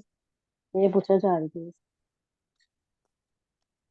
आप ये पूछना चाह रही हैं कि लोगों की बातों से हम जी मिस, जी हम मिस, कुछ जी भी मिस, करें। जी मिस, जी मिस, जी मिस, अच्छा जी सही। मिस, आगे लोगों को क्योंकि उनकी माइंड नहीं होती ना, तो है ना वो लोग है ना पुश करते हैं, ये भी जल में ही है ना, लोग कोशिश कि कितना भी हम कर लें, लेकिन वो फिर है ना उसको फिर करे, बंदा हौसला देखिए, करता है, फिर दोबारा से कैसे होता है, देखिए ये बात है। आप अपने आप को सबसे पहले तो ये क्वेश्चन करें कि क्या जो आप कुछ जो कुछ आपने किया वो लोगों के लिए किया था या अल्लाह ताला के लिए किया था। नहीं ठीक है। मिस, अगर अल्लाह तो के अल्लाह लिए ताला के करते लिए हैं। किया था तो फिर लोग जो मर्जी कहते रहें, कोई फर्क नहीं पड़ता। ठीक है। बाज दफा हम अपनी फैमिली के लिए कुछ ऐसा करते हैं कि जिसमें हमें ना किसी और के जाके किसी और से जाके गुजारिश करनी पड़ती है, सिफारिश करनी पड़ती है, किसी और से कहना पड़ता है कि आप प्लीज़ मेरे बेटे का ख्याल रखें, आप प्लीज़ मेरे बच्चे की को सही से पढ़ा दें। बस वैसे लेट्स से एग्जांपल लेते हैं, मेरे ना बच्चे को ट्यूशन की ज़रूरत है और एक बहुत अच्छी टीचर है, और वो टीचर जो है ना वो टाइम नहीं दे रही। वो कहती है कि मैं अगर उससे कहती हूँ ना कि आप मेरे बच्चे को पढ़ा दें, तो वो कहती है मेरे पास टाइम नहीं। तो हम क्या करेंगे? हम छोड़ नहीं देंगे, हम जाके उससे कहेंगे आप प्लीज़ पढ़ा दें, देखिए उसको बहुत ज़रूरत है, उसका कल पेपर अगले हफ्ते से उसके पेपर शुरू हो रहे हैं, उसको बहुत ज़रूरत है, वो इतना ज़्यादा लायक नहीं है, उसको आप प्लीज़ जो है पढ़ा दें, थोड़ी देर के लिए पढ़ा दें, आप पैसे ज़्यादा ले लें, आप ये कर लें हम इतने तरले करते हैं अपनी दुनिया के काम निकलवाने के लिए। ठीक है। इतनी अपनी इज्जत को कम कर लेते हैं। तो देखिए, अपनी नज़र में वो मकसद सामने है ना कि बच्चे को पढ़ाना है, तो बाकी चीज़ें मैटर नहीं करी। जब आपकी नज़र में ये मकसद है कि अल्लाह को राज़ी करना है, ये काम जो मैंने करने हैं ये अल्लाह को राज़ी करने के लिए करने हैं, तो फिर दो चीज़ें आपके लिए मैटर नहीं करेंगी। एक, वो जो लोग आपकी तारीफ करेंगे खामखा जी कि मिस। तुम तो बड़ी अच्छी हो, कि तुम तो हम्म, ये तो तुम्हारी बड़ी हाँ हिम्मत है कि यही तुम ये यही कर रही हो, और यही दूसरी चीज़ मैटर नहीं करेगी यही कि बात लोग, थी, यही बात। जी, लोग आपको क्रिटिसाइज करें उसी बात के लिए। ये दोनों हम्म, चीजें आपके लिए मैटर नहीं करेंगी, क्योंकि आपको पता है आप जो कर रहे हैं वो सही है, और उसका जी। अजर आपको किससे मिलेगा? अल्लाह ताला से मिलेगा। लेकिन जैसे मेरे जो वाले ना उनकी डेथ हो गई, जो अब जो लोग होते हैं ना भाई बहन, जो मतलब एक होता है, वो पुश करते रहते हैं, जैसे उनकी मेरी भाभी है, कोई भी होता है ना, वो पुश करते हैं, और लोगों भी है को भी यही बताते हैं कि ये ऐसी है ऐसी है, लेकिन क्या मैं ऐसी नहीं थी, लेकिन मुझे ना ऐसा करते हैं तो मेरी वालदा ना मुझे बहुत याद आती है, तो मैं ये जो अभी जैसे कितना का बताया गया, ऐसा बताया गया, तो ऐसा मुझे लगा जैसे कि ये मेरे लिए बात जैसे कि जो लोग मुझे पुश करते रहते हैं बिला वजह का, जबकि मैं अल्लाह के लिए करती हूँ। बहुत से लोग कहते हैं कि तुम तो बहुत मौलवी हो गई, तुम ऐसे करती हो, ऐसे करती हो, ये करती हो, वो करती हो, मैं पूरी कोशिश करती हूँ, लेकिन ये है कि माँ होती है ना, तो माँ तो माँ याद आती है। अब नहीं है, लेकिन ये कि लोगों की बात में इग्नोर करने की बहुत कोशिश करती हूँ, लेकिन ऐसे होता नहीं है, लेकिन ये देखिए भी। आप अकेले ह्यूमनली उसको इग्नोर कर भी नहीं सकती। इस असहाबे कहफ ने क्या किया था, वो लोगों की बातों को इग्नोर नहीं कर पा रहे थे। और आपको पता है असहाबे कहफ कैसे लोग थे? वो ऐसे लोग थे कि जो बहुत अमीर लोगों के बच्चे थे। आपको पता है अमीर लोगों के बच्चों को तो, इस तरह के ऊंचे ऊंचे खानदानों के जो बच्चे होते हैं उनको तो कोई बात कह ही नहीं सकता कुछ, उनको तो आदत ही नहीं होती कुछ ये सुनने की। बात जी, ये उन्होंने मेरी अपने सिस्टर दीन की कभी खातिर यही बात बातें भी सुनी। सुनी, मौत की धमकियां भी सुनी, और वहां से बच के भी निकल आए। उन्होंने फैसला भी सही किया, लेकिन उसके बावजूद उन्होंने मदद किससे मांगी? अल्लाह ताला से मांगी।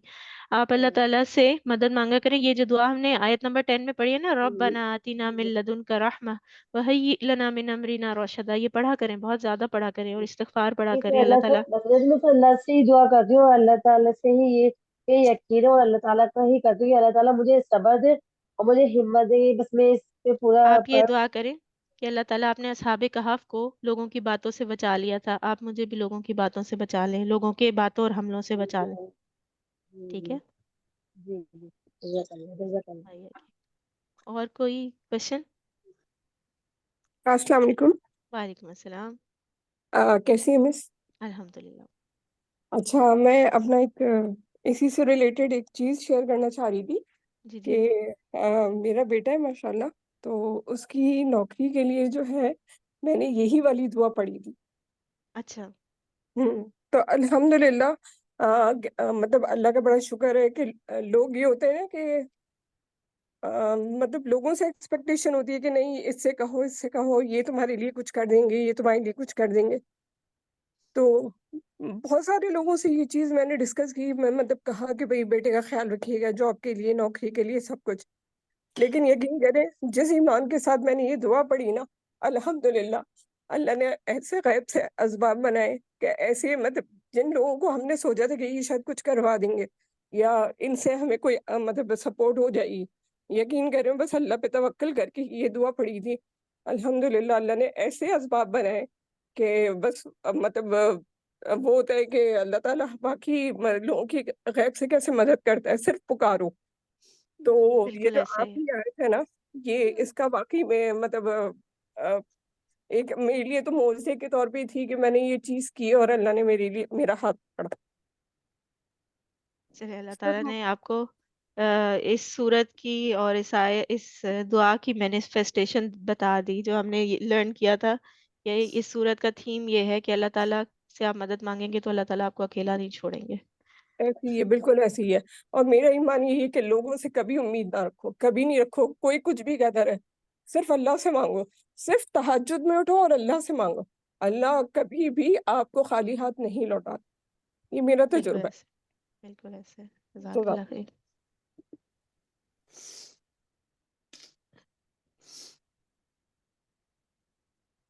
जी, कोई और कमेंट करना चाहेगा?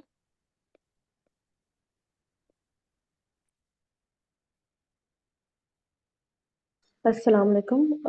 टीचर, अमले वालेकुम सौले अस्सलाम। जो है वो एक्सप्लेन कर दें थोड़ा सा। अमल साले की जो डेफिनेशन है इस्लाम में, वो ये है कि एक तो वो ऐसा अमल हो कि जो ईमान की हालत में किया गया हो, और दूसरा वो सुन्नत के मुताबिक हो, कुरान और सुन्नत के मुताबिक हो। दो दो क्राइटेरिया हैं उसके।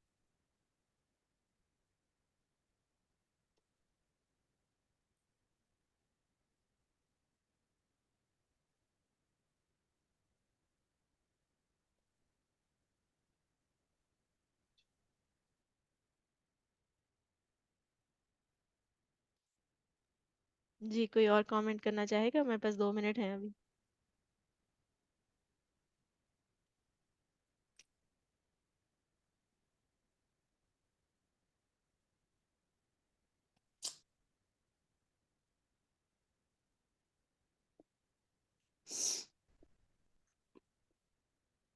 चलें, अगर किसी और के पास कमेंट्स नहीं है तो फिर हम यहाँ पे ख़त्म करते हैं।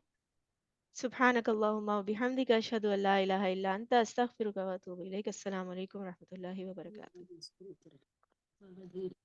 वालेकुम अस्सलाम warahmatullahi wabarakatuh. वालेकुम सलाम।